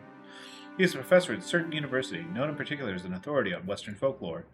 However, among his life works, that was only the one with the most acceptable public face. His true life work was a study of Western occultism, Western magic, alchemy, and all else falling under the umbrella of the occult, as well as demonology. In short, he was one of the people best positioned to understand the details of Kinzo's research. First, what I learned by appraising the books was that Miss Ushiro Miyaeba had absolutely no education in folkloristics, and that the original owner of the books, Mr. Ushiro Miyakinzo, was without a doubt one of the top 5 authorities on demonology in Japan. What the fuck? April 1987. A major city antique shop came into possession of a large quantity of ancient texts thought to have a high historical value. The texts had been entrusted to them by Ushiro Miyaeba, who had requested for them to be put up for auction on her behalf. At the time, everyone thought that Ava had succeeded the Ushiromiya family and obtained all the wealth for herself as the only survivor. However, at that point, barely half a year had passed since the accident, which had not been enough, was not enough for the rest of the family to be legally declared dead and absentia, even given the extraordinary circumstances. Because of that, Ava was thought to have been in a very tight spot financially, unable to even collect from her family's life insurance. It seems that she tried to sell everything of value. Even the books kept in Kuadorian, her location from which she escaped harm, became a target of this. When the authorities in the field gathered at the request of the antique shop to appraise these documents, which were later called the Ushiromiya Library, they were given the shock of their lives. At least, speaking from the perspective of occultism, the shockwaves that discovery sent through the world were comparable to the discovery of the Dead Sea Scrolls. Kinzo, Jesus Christ! The reason for this was that the Ushiromiya Library even included some extremely important documents. Oh, speaking of alchemy, did you hear about CERN turning lead into gold? Yes, I did. That is actually really fucking funny. It took us long enough, but we did it. The real Philosopher's Stone was a giant particle accelerator this whole time. I mean, from the perspective of some alchemists in the Middle Ages, that's about as magic as it gets, honestly. That is magic. Mm-hmm. This, too, is magic. Well, that, and also there's, like, a lot of stuff that went on, like the quantum entanglement is, like real and, like, practical. Like, we've accomplished it. Which means that there is kind of, like, this... It does say a lot about, like, the underlying, like rules for reality and, like, how it's based on observation. Quantum physics is, in fact, magic. It is kind of incredibly magic. And quantum entanglement's real, which means that, like, a lot of things being based on, like, observing something is the same as changing it, which is, like, crazy for our understanding of physics. It's really interesting, but I'm not going to go into it here because I can already see, like, Eddie's brain, like shutting down. I'm watching it happen. Mean. No, well, you can, like, I can see that thing where it happens when your eyes start to glaze over a little bit, and you're just like, I don't care. You're calling me stupid? I'm not calling you stupid. I'm saying that you're uninterested, which is, like, not the same at all. He's calling me stupid.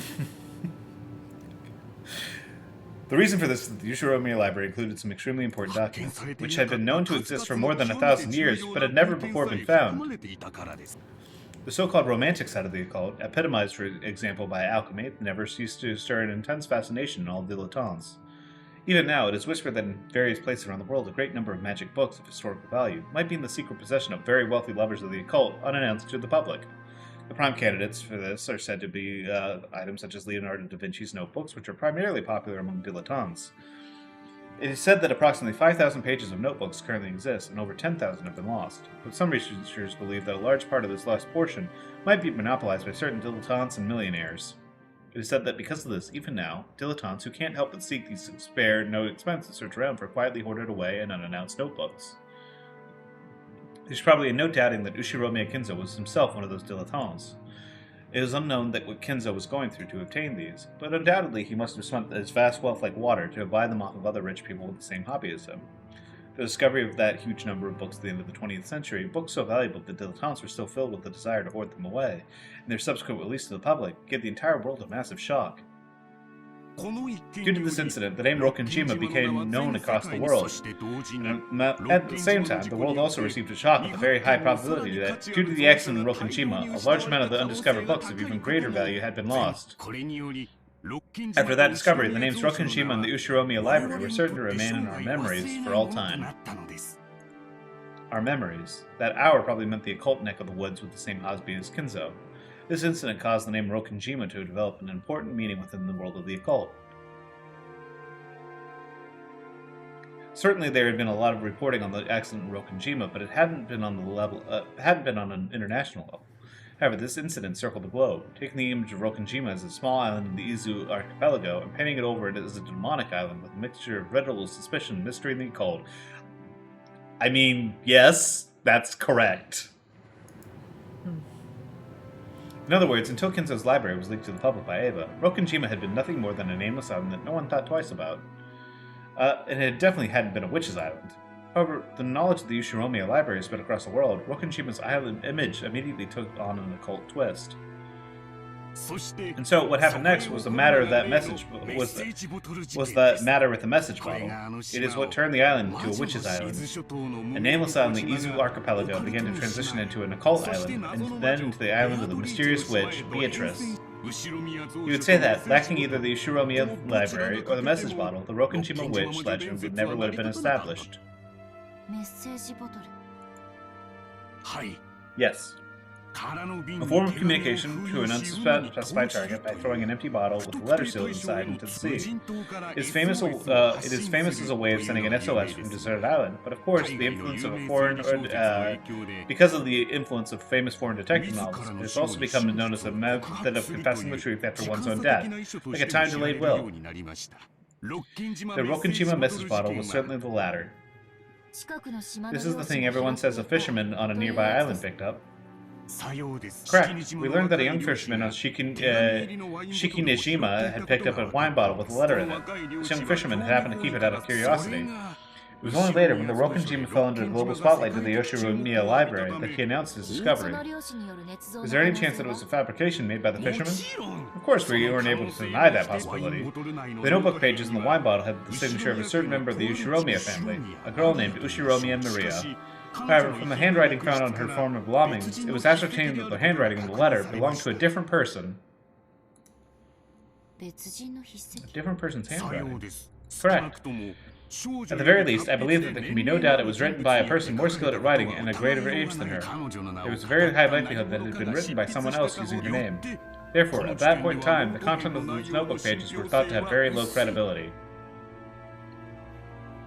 However, later on, a sensation was created when it came to light that the day of the accident, a similar message bottle had been recovered by the surrounding ocean by police in their search for evidence.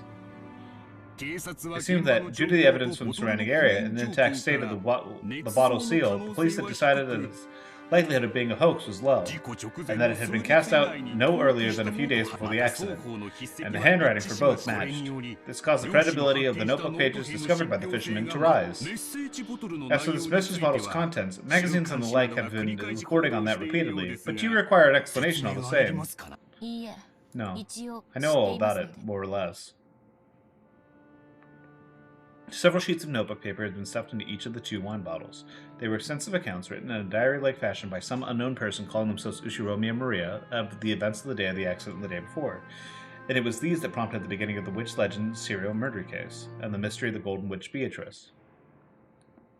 The bizarre diary-style accounts describe the Ushiromiya family members pinned to the island by the typhoon, becoming caught up in a ritual for the resurrection of a witch, and being killed one by one in inexplicable ways. And at the end, the Golden Witch Beatrice revives and swallows everything up into the Golden Land. They were written almost as though this was the complete picture of the events of that day.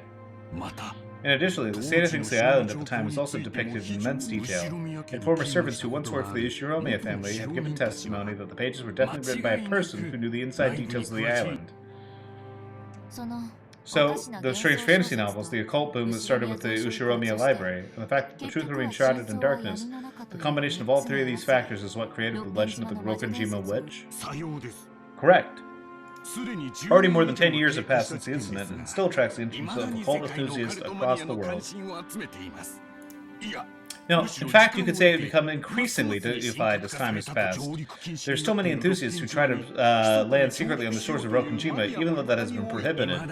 Could there be another message bottle that has not been discovered? What really happened to on that island that day? There's still much to discuss. Oh yes. Slowly, he'd finally remembered that he had been going on and on for some time. The man took a sip of water.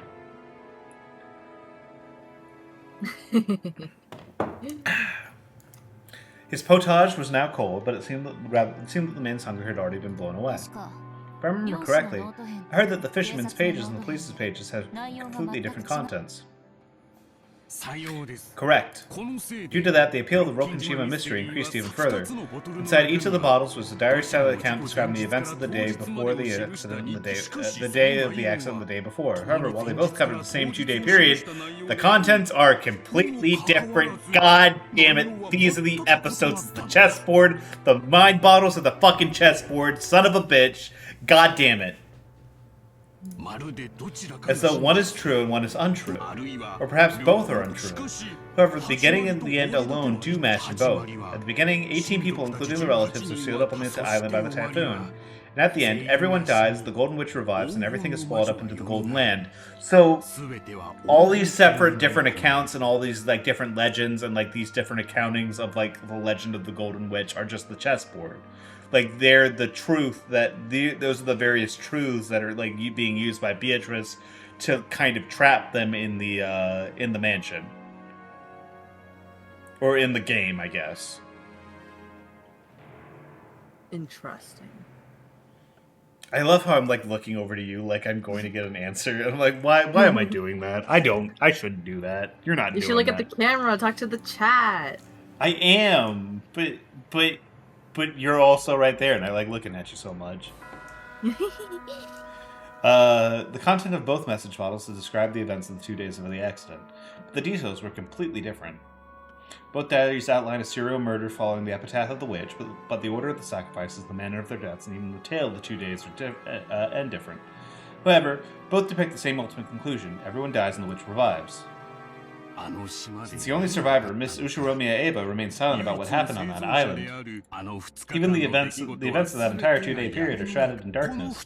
These 2 diaries presented not just one, but 2 theories to wipe away that darkness. You can explain those 2 days with either diary.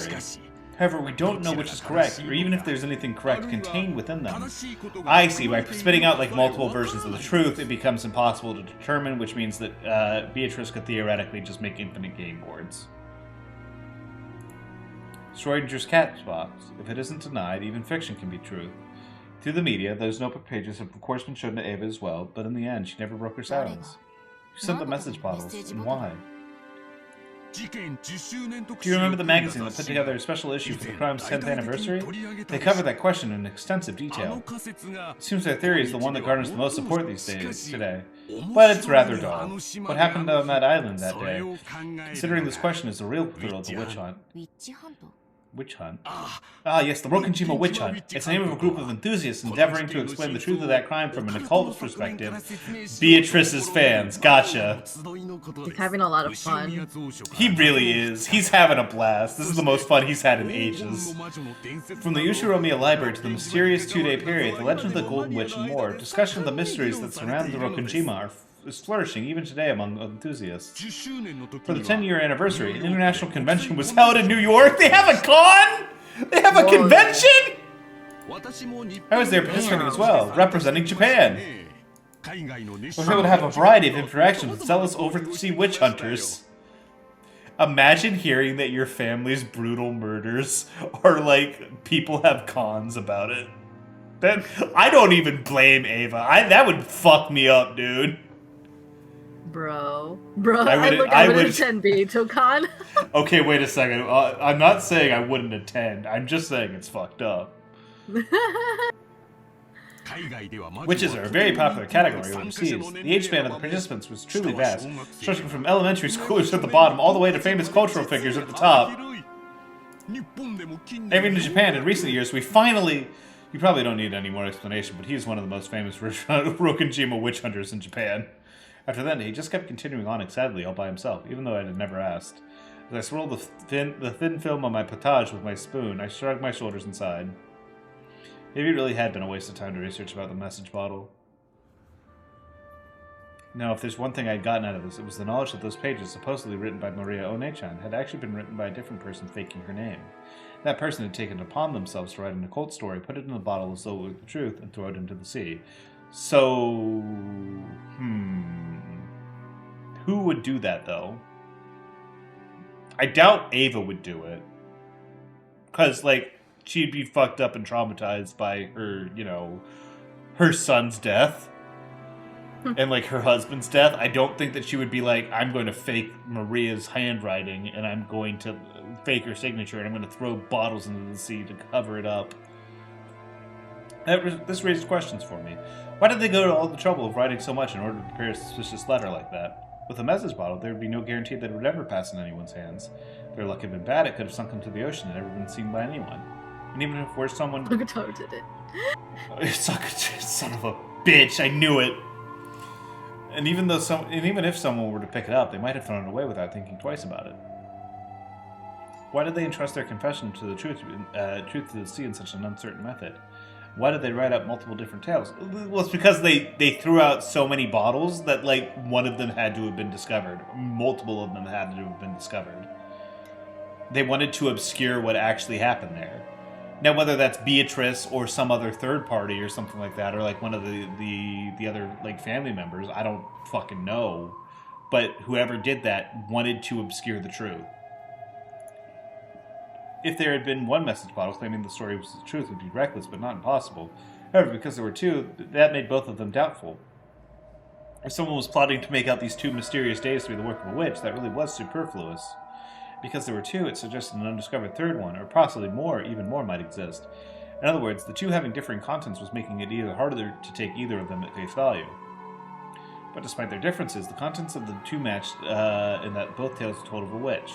Does that mean that this is what the writer wanted to tell us? I can only imagine that this was a crime committed for pleasure by someone who wanted to create the illusion of a witch.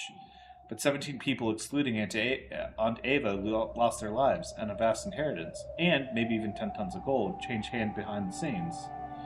It just doesn't make sense for the confession coming at the end of all that to be this fantasy about a witch.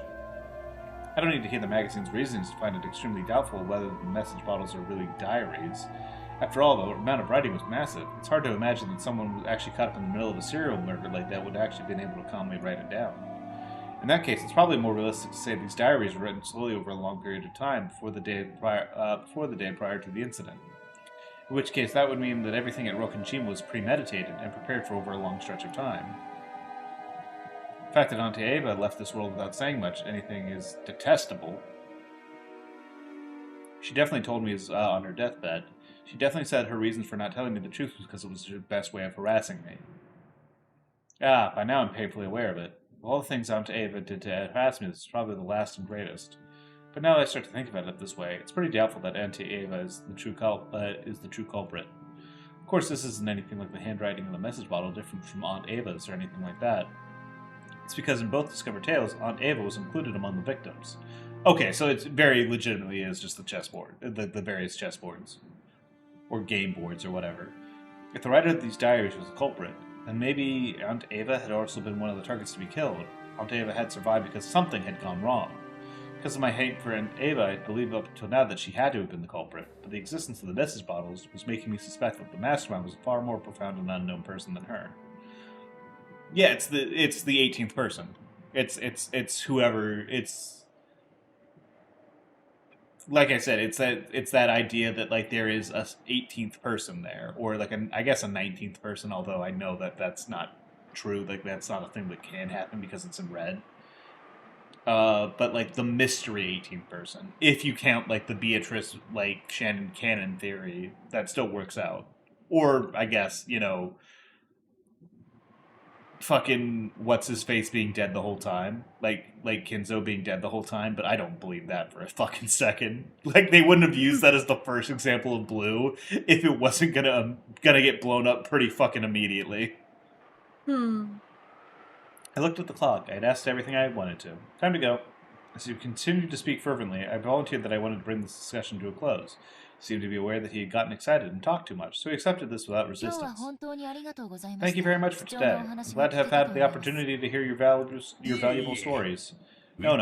It truly was a joy to be able to welcome a young lady as a new friend to the witch hunt. I have many precious documents that I couldn't show you because of this change to venue. I should be glad to show you them at the next chance we get. Thank you, Professor. Could I ask you one more thing? Yes, what is it?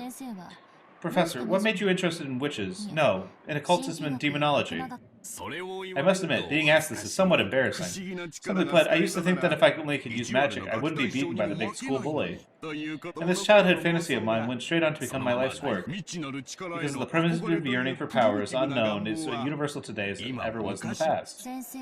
Professor, if you could, would you want to become a witch? Do you still dream of being able to use magic at will? Oh, but of course! Even though at this age I understand rationally that there is no such thing, I find myself unable to forget my childlike dreams of flying into the sky and turning scrap iron into gold. If you would, please keep this a secret for my students. If I told you that actually I am a witch, would you believe it? It's my pet theory from my few experiences with women that they are all witches. Oh my god. This joke is really misogynistic. It is still kind of funny. It is still funny. I'm not gonna Like, lie. yeah, like, I don't know. Like, the way he's delivering this is, like, pretty, like, yeah. As long as he, like, immediately, like says some shit that makes it clear that he doesn't actually hate women, this is a pretty good ender, actually. This guy's got it. Anjay snorted at the old professor, who was undoubtedly an earnest scholar and, like, unlikely had any experience with women at all. Oh, yes. And finally, she's like, man, that's fucking Like, I like that Anjay kind of likes Anjay it. thinks it's funny. Yeah. One final question. Professor, have you seen the original message bottle itself? I have indeed. In that case, are you also well acquainted with the handwriting? Of course. I'm not a specialist in that area, but at least when it comes to the handwriting of the message bottle, I'm proud to be the most knowledgeable in Japan. We will be seeing this guy again. At that point, Anjay set a book on the table with a thud. And this is? I've never seen it before. He prided himself on his thorough knowledge of all literature related to Rokkenjima, but as he looked bewildered at the binding he'd never laid eyes on before. Ignoring him, Anjay silently flipped through the pages, opened one of them, and showed him. On that page was a handwritten paragraph beginning with, "To my dear witch apprentice." At the end, there was a signature in capitals, katakana, which said Beatrice. What is... The instant he glanced at it, his face went pale. She knew the answer before asking, but Anjay asked it aloud anyways. Does the handwriting of the paragraph on this page match the handwriting in the message bottle? Well, I would have to take this home and investigate it in detail to... Pardon me for asking, but what in the world is this book? Where did you... The man stretched out his hands, but Anjay nimbly pulled it out of his reach, as though telling him not to touch it with his filthy hands. Thank you. Just that reaction is all I need. Thank you very much for today. Here's the reward I promised. As he stood up, clutching Maria's diary, Anjay casually tossed a wad of 10,000 yen notes wrapped in a band of paper on the table. She turned her back to him and made to leave. The man raised his voice as though clinging to her, but Anjay never stopped walking. I beg you. What in the world is that book? I don't need a reward, just please show me that book! Holy shit. Both you and I are fellow witch hunters, but it looks like we aren't pursuing it at the same level. Damn! You're entertaining yourself with the outside of the cat box, and what I want to know is what the inside of the cat box. And this book is the key to obtaining it. It's too good for you. Well then. I love how I she's love it when she randomly... breaks it to English. She's so fucking cringe, dude. She's trying so hard. Her. Please, wait! Holy shit. Ooh. His voice didn't reach her. She had already joined up with Amakusa and gone into the car. Ugh, all of the voice actors are really good. You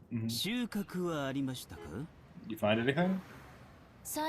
At the very end, I was right. The one who wrote the message bottles was Beatrice herself.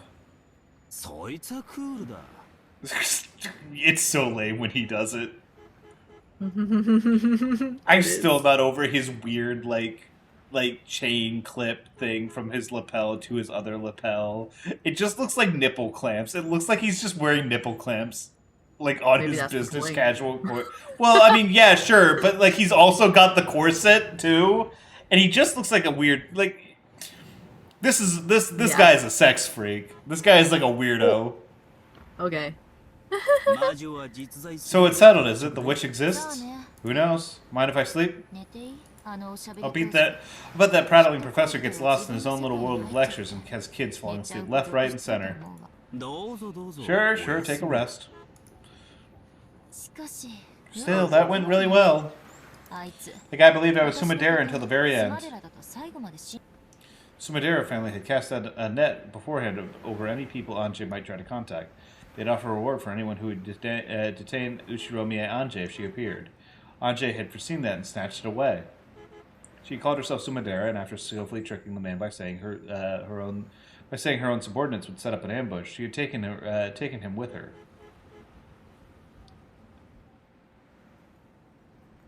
Oh, interesting. Oh, okay. So when Sumidero's pursuers reached the professor's house, there was no longer anyone there.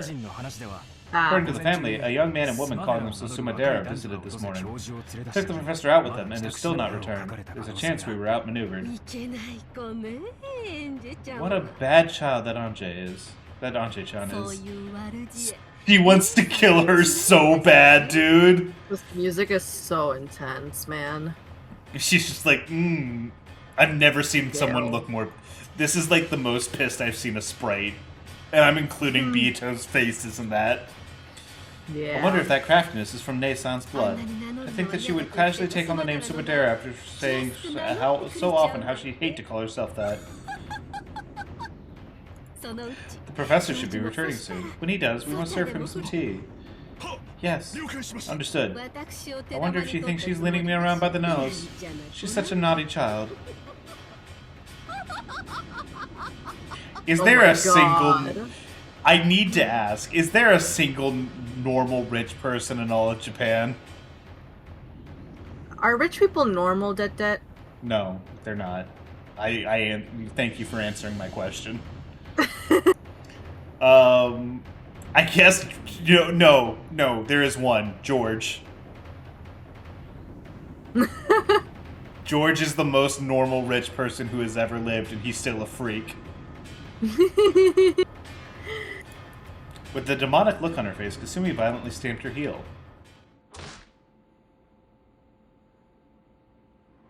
I'll teach you. About my magic of origins. No, I taught you before, right? And you used to be able to use it. Did you forget? You were also a witch apprentice, Anche, with your name entered into Mariage Sorcerer, weren't you? Weren't you? I also joined in as one of the witches, didn't I? I closed Maria One-chan's diary and flopped down on a very high-class looking bed. Since I had fallen into a pretty deep sleep in the car, it was taking longer than usual for drowsiness to set in. I had been spending a long time reading the diary as I waited for that. This was a super expensive hotel in the city. Expensive hotels that are often used by the rich famous have a normally strong duty of confidentiality out of concern for their various circumstances. This made it a very convenient place for Anjay, on the run from her pursuers. The idea that runaways spend their nights hiding in cheap hotels is a commoner's way of thinking. For Anjay, who possessed all the wealth of the Ushiromiya family, the life of a runaway was truly comfortable. Of course, as a man, Amakusa was in a separate room despite her being a guard. Anjay was using the bedroom of the suite, while Amakusa was lying down on the living room sofa. I mean, yeah, fair enough. Amakusa said something about how the sofa here was more comfortable than his own bed recently. Poor guy. Jeez. When I looked at the clock, I saw it was almost 2 a.m. Still not getting sleepy, I sighed deeply. Even though there was no wind, I suddenly got the feeling Maria One-chan's diary had flooded open. Then, One-chan appeared. Her form was no longer the normal one I knew. She was wearing the dress that Beatrice had given her after acknowledging her status as a witch. If you don't get some sleep, it'll be tough tomorrow, you know? If I were a witch too, I could use magic, right? Yep, could. I taught you, didn't I? How to use it. And you were able to once. I remember. I've started wanting to. Did you get lonely? Not really. It's not like having a different pillow every night is that tough. The first step to magic can be loneliness or boredom. For any reason as small as that. You've been killing time until you get tired? Yep. I'm happy that you remembered about magic one more time. This is so... God, I know Maria has always been kind of, like, really heartwarming. Except for that, like, one time towards the end of Chapter 1 where she was, like, really fucking creepy. Yeah, that introduction chapter is really rough for everyone. It is, like, weird. It is funny to, like, look back and think of, like, the things that have dropped and the things that have kind of kept from this, you know? Well, of course they had to abuse children are creepy in a horror genre. Of course. But I think, like, genuinely, like, every single time Maria shows up, I'm just like, God, I love Maria so much. And, like, the fact that she's getting so much play in this chapter, and, like, every single one of, like, this is, like, the Explore Maria's Relationships chapter is, like, so good. I will say one thing about Maria. Yeah. Is it just me, or is her, like, really wide smile in the sprite kind of unnerving? It's a little bit. It's like a little bit, like, frog-like, almost. Yeah, like, it reminds me of, like, a frog smile. frog-like as well. Yeah, it's something about the chin, really and then... It's, like, something about the chin and the really wide smile.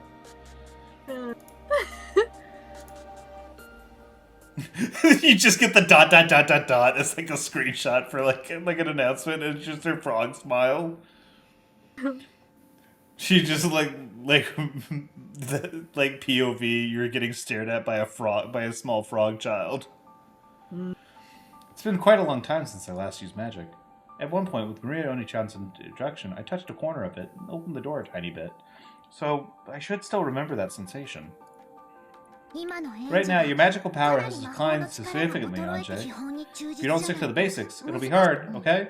Sure. Checking all directions. Quiet space secured. What about Amakusa-san? He's sleeping. After opening the door to the living room a crack, I could see the blanket caterpillar on the sofa roll over in its sleep. With your magical power as weak as it is now, the anti-magic power is affecting you too much. Not just the sight of people, but voices, sounds, and even the presence of people will get in the way of your magic. Sever those completely. I love how, like, the guide for magic kind of is like, you have to avoid being seen and cringing. You have to avoid cringe. If you cringe, you die. Sever those completely, like how ancient magicians shut themselves up in ateliers to preserve their isolation. I remember, the very existence of humans block magic. Therefore, the very act of showing magic to humans is a sign of a high-level witch. Obtain a quiet space for yourself alone. That should cover it for the preparation of a space to use magic. Next is the vessel. Right now, that's as important for you as a bicycle having training wheels. No, a chain. These would obviously not be possible, right? Anje rubbed her own head. She was wearing her hair accessories with pink beads attached. Felt a little childish for Anje's style, but she'd never take them off for a single day. Yeah, that really is impossible for you right now, Anje. If you had practiced every single day since then, you might have been able to summon him by now. Oh, it's like I'm guessing those were like a gift from Battler or something. Which maybe was why she was so mad he didn't recognize her, because it's like, I'm wearing the hair accessories you gave me. If I were to start training now, how long would it take? It said that a year of witch training as a child is worth 10 in old age. You need a strong resolution. You mean like Ushiromiya Kinzo? So private tutoring from a young age is important from piano to violin and magic. Your palate is weakened since the time you were first able to use magic, Anje. Don't overdo it and stick to the basics. After regretfully rubbing the things on my head one more time, I let it go.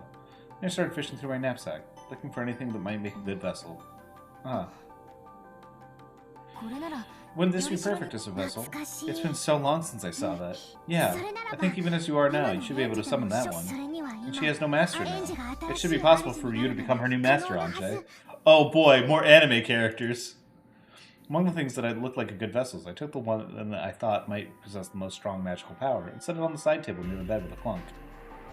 It was a shady-looking stake weapon embellished with an occult design. Oh shit. Okay, not a new one.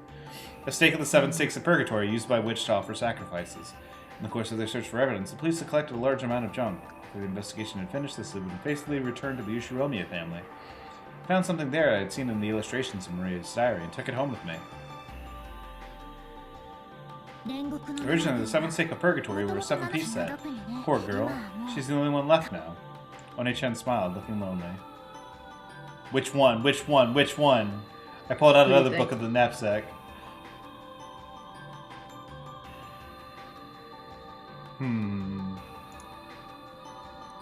We should look them over really quick. Which side? Anje's side. Which side? Okay, they're not on here. Whatever. Just try to remember a sin. I'm thinking probably Lucifer or Asmodeus, because I think those would be the funniest. This is another old-fashioned, blatantly occult-related book. But this, too, was a book to be written in. It was one of Maria One-chan's elaborate notebooks. This was not a diary. This one was not a diary. It was a grimoire, which she had written in as a witch. The 7 stakes of purgatory were Beatrice's furniture, created by her and employed only for her sake. Since Beatrice was a witch of marriage sorcerer, they could also be employed by Maria, who was a witch of the same alliance. For that reason, the method of summoning the 7 stakes of purgatory and how to handle them was written about in great detail in Maria One-chan's grimoire. And, as another person with her name in the same alliance, it was also permitted to employ them. The steak is which of the seven sisters? Their characteristics are well described in my grimoire. The sisters of the seven steak really hate it when you get their name wrong. When you get their names wrong. Remember their names well before summoning them. Maria, that's not answering her question. She said study, ho. Colossal number of pages telling of the seven stakes of purgatory. They describe the seven sisters in great detail. Yes, quite a long time ago, I think I learned these pages almost by heart. The more I read it, the more I started to remember. By the illustrations I identified... Oh, Melon! By illustrations and identifying characteristics written in the grimoire, I could tell it was the stake in my hand was the stake of Mammon. In the past, I had been summoning them without any vessel because I had never had any stakes. This was the first time I had gotten a good look at any of the seven stakes, not just Mammon. Mammon, the fifth sister, presides over the deadly sin of greed. What an incredible kid. Greed also controls aspirations, the desire to improve oneself, and the strength to live. It definitely doesn't mean only bad things. She's rude, but she's a girl who tries really hard. Yes, you could say that without desire, there's no reason to live. For a while, I heightened my concentration and digested the information that was written about Mammon. The better the summoner knows about the target that's being summoned, the better. Knowledge brings about magical power. I began to fill my head with knowledge about Mammon and build the necessary amount of magic power for the summoning. Grimoires are a little bit interesting, aren't they? Maybe much more interesting than reading some crappy novel. It really takes me back somehow.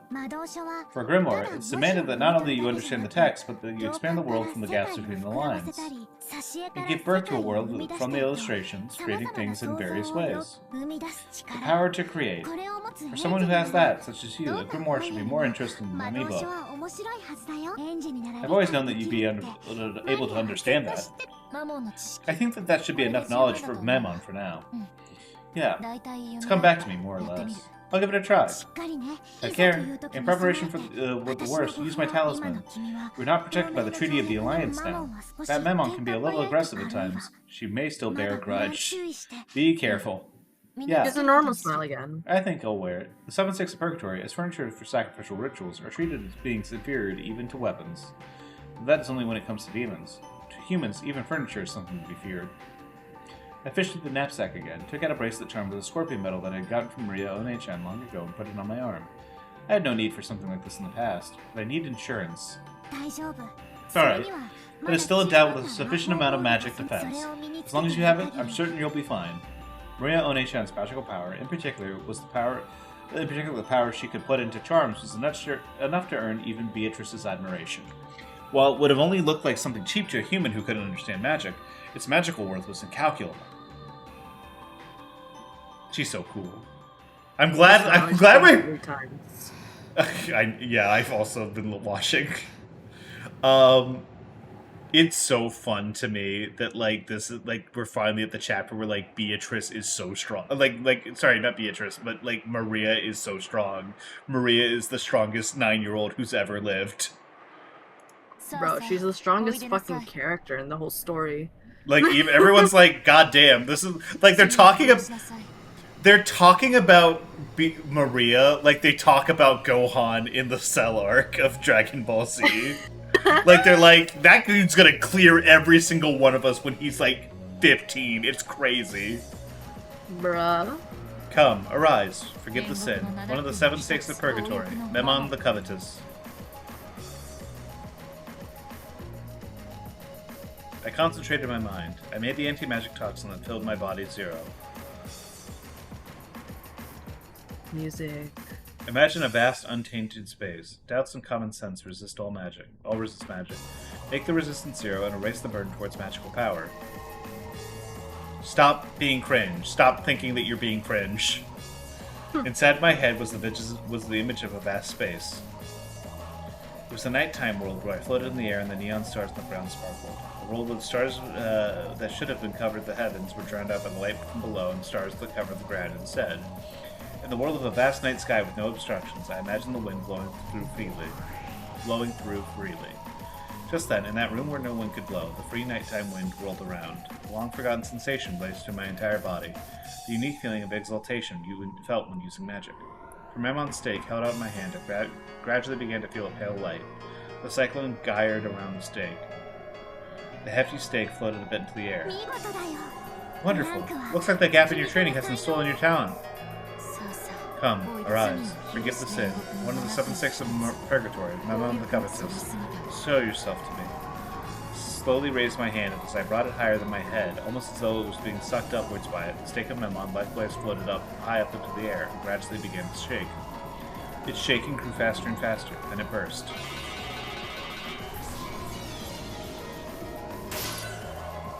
With speed faster than the eye could follow, it flew around, violently rebounding off the walls of the room. The terrible sound of it jumping from place to place bore down upon me, trying to make me flinch, but I mustn't lose my mental concentration.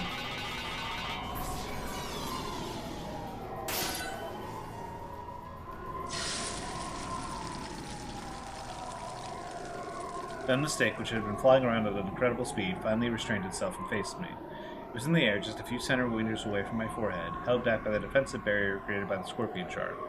It was trying to break the defensive barrier, eating into it with incredible power, but Maria One-chan's barrier wouldn't be broken so easily. No good. I can't bite through it. The stake muttered hatefully. You could probably say that I had been saved thanks to the scorpion shark. Without that, my way of killing time when I got sleepy would have to become a way to kill time for all eternity. Imagine, like, you summon, like, Mama gets summoned, she's like, I got bored. I was really bored. Sorry. When Mamon's stake realized it was unable to gouge me, it gave up gracefully and changed its form from that of a stake into that of a person. In her usual shameless outfit, which I would never be seen walking outside in, well, you could say it suited her in a demonic sort of way. Anchi-sama, is that you? That's some pretty shabby magical power. Are you really Anchi-sama? It's been a long time, Memon. Have you been well?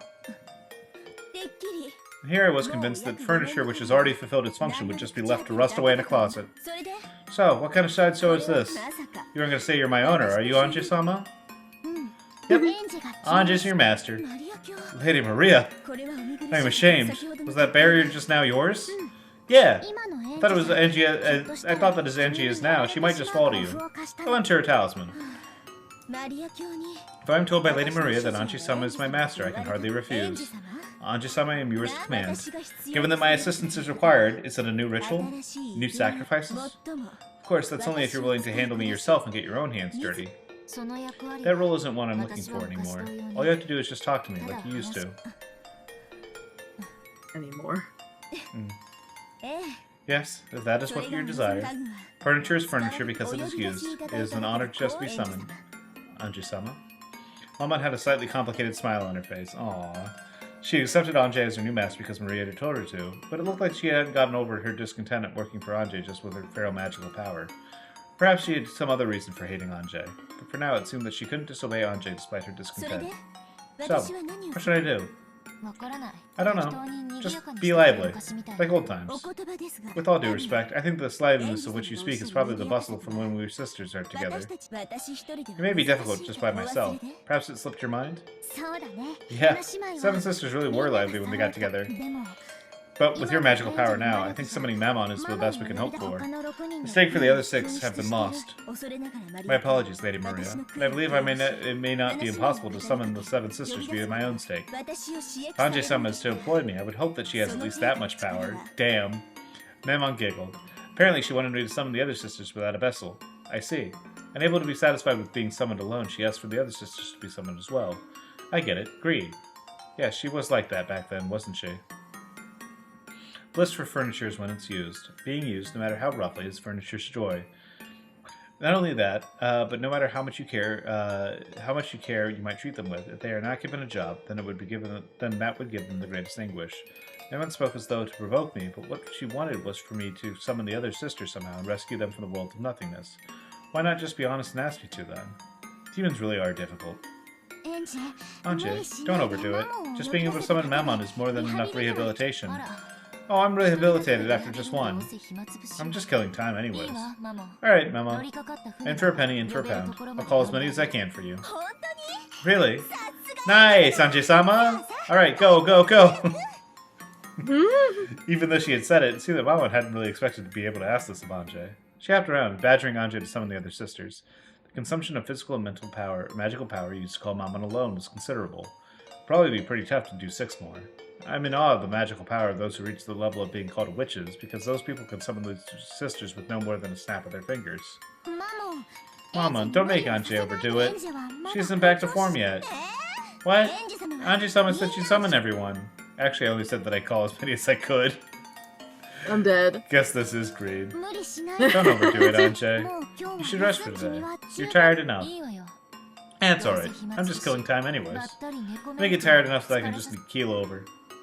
This time there's no vessel. I'll have to strengthen the image slowly from the knowledge of my Grimwar and manifest them with just that. I do like how the sound, like the soundtrack is just like, it sounds like the sound of them bouncing around. What is that? It's a vibraphone, I think. Yeah, it's because I can hear the little like deeper thumps of like the tubes underneath the. Yeah, that's a vibraphone. With a xylophone accompaniment. I held my hands out into the air, replaying in my head the sensation from when I had summoned my mom. Come, I know all the 7 sisters personally. Remember in the past, the times that I talked with them. Once again, the power of magic began to fill me up. It radiated as a faint and yet distinct pale blue light from both my hands. Anji-sama. Smile. Keep it up, do your best. Hey, Lady Maria, Anji-sama will definitely summon everyone, right? The 7 sisters will get to be reunited again, right? Right? Yeah, I'm sure of it. But there's no guarantee it would happen tonight. No, Anji-sama can do it, I just know it. Please, Anji-sama, start from the youngest sister, Asmo. Asmodeus. The 7th sister. Okay, I'll call them in order starting from the youngest.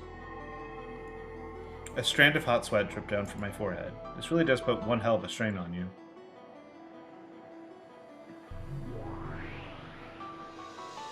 The pale light in the space began to form into the vague outline of a girl. Come, arise. One of the 7 sisters stakes of purgatory, Asmodeus the Lustful. There was no vessel. However, with the strong core conviction that she definitely did exist here, I began to crystallize her form. Her outline became distinct, and the form of the youngest of the 7 sisters, Asmodeus, was finally created. She did it. Wow, good job. Asmodeus the Lustful, right here. Where is this? Am I alive? I'm so glad. Where in the world is this? Who summoned me? Anji-sama did. Anji-sama said she'd revive all of us. No, I didn't. She's so. I love how annoyed she gets. Like she doesn't ever like express it out loud because she's got like more restraint than that, or she's like emotionally stunted and doesn't want to, or feels like she can't. But like I love that she's like bitching in her head about it. It really reminds me of like Asa from like part 2. Yeah. Like Anje is a very Asa core character. So I love them both. Anji-sama, thank you. Next is Belize. Belzy. Do Belzy I next. can't believe they're choosing favorites. Beelzebub, the 6th sister. Beelzebub the Gluttonous. Come, arise. If I keep on like this, I wonder how many I can summon. If I lose my concentration, that'll probably be it. The pale light made an outline and formed into Beelzebub. Beelzebub the Gluttonous, right here. Awesome, awesome. All blondes. Maman and Asmodeus jumped on Beelzebub, celebrating the reunion. Summoning 3 people at once, my head was throbbing. Without resting, I summoned the next one. Come, arise, one of the 7 stakes of purgatory, Belphegor the Slothful. Imagine they were like, we didn't want you to summon that one. Yeah. Belphegor the Slothful, right here. My. To think that I would still be needed. I'm hungry. I mean, I'm so glad to see you again. Since the 7 sisters would be able to meet again. Anji-sama, we are truly thankful. Keep it up and do Satan next, and Leviane and Lucine. Yes, I know. So please, try not to be so loud. Doing 4 people at the same time is pretty tough. Anji, don't push yourself any more than this. You did a great job summoning 4 of them after such a long time. Stop it, Maman. Our summoning is placing a heavy strain on Anji-sama right now. Anji-sama, I beg you not to push yourself too hard. No way! Anji-sama promised. She said she'd play with all of us again. She did not! She said nothing like that. You are delusional. No, I didn't. Didn't you? Anji-sama, you said you'd all meet again. You promised to be able to see each other again soon. You're right, I did. I didn't promise anything about when soon would be, but I certainly did promise. So keep that promise. If you don't, I'll never forgive you for forgetting it until today. Come, arise. One of the 7 sticks of purgatory, Satan the Wrathful. My mind was starting to get hazy, but I'll call. I may have forgotten those days. I may have not have thought of them as anything other than sadness and loneliness. But certainly the short time I spent with these girls was, without a doubt, fun. Satan the Wrathful, right here. What the hell are you people doing? Do you realize how much it's burning Ange-sama just to have all of us, just for us to have an idle chat? Satan, who apparently figured out the situation immediately after being summoned, yelled out in a loud voice, telling her sisters off. That loud voice made my consciousness fade again. We are furniture that is permitted rest by Beatrice, furniture that has finished its duty. Not content to be graced with the opportunity to once again be of some use, you're putting a burden on your new master. This is a disgrace to furniture. Erase yourselves! Kill yourselves! Now! Yes, it's like Satan says. I'll erase myself.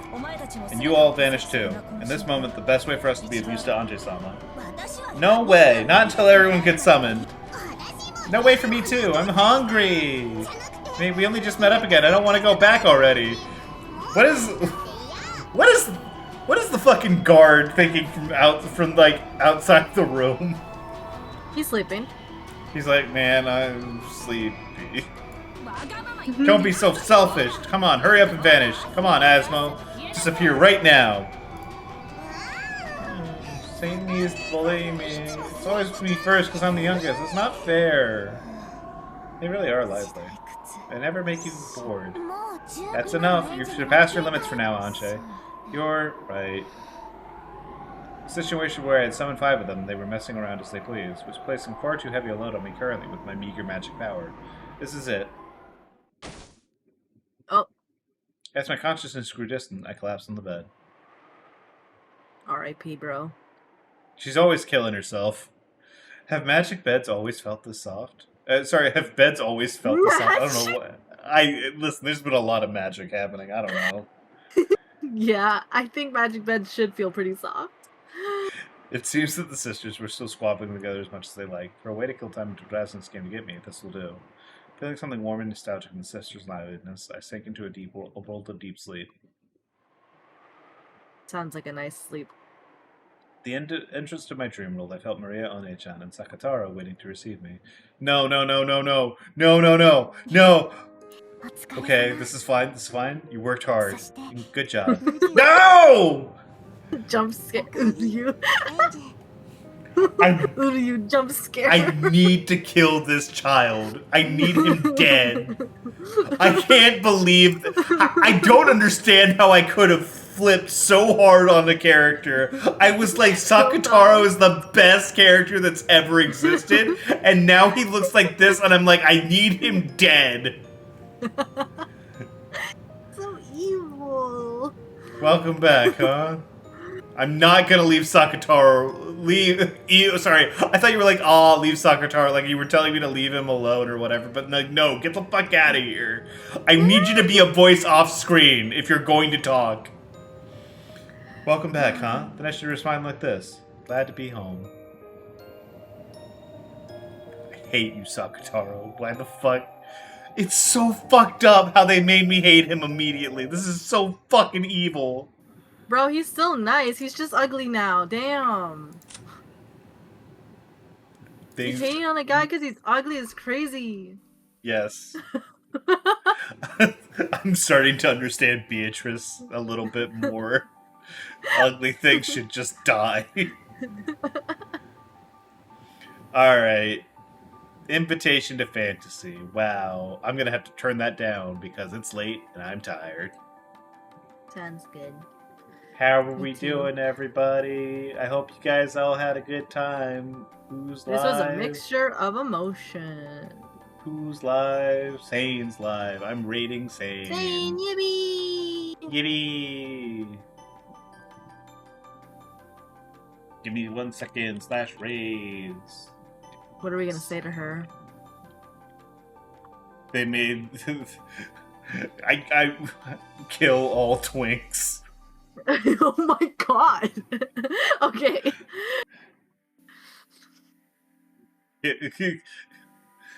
They should have never made that boy a no, they should have never made that boy a twink. Okay. That's the message, everybody. They should have never made that boy a twink. There you go. Copy and paste that, guys. That's what we're doing. All right, see you guys later. We'll go ahead. That's a child. You know what I mean. Whatever. That's the raid message. We gotta live with this. All right. Goodbye, everybody. See you later. Bye-bye. Bye.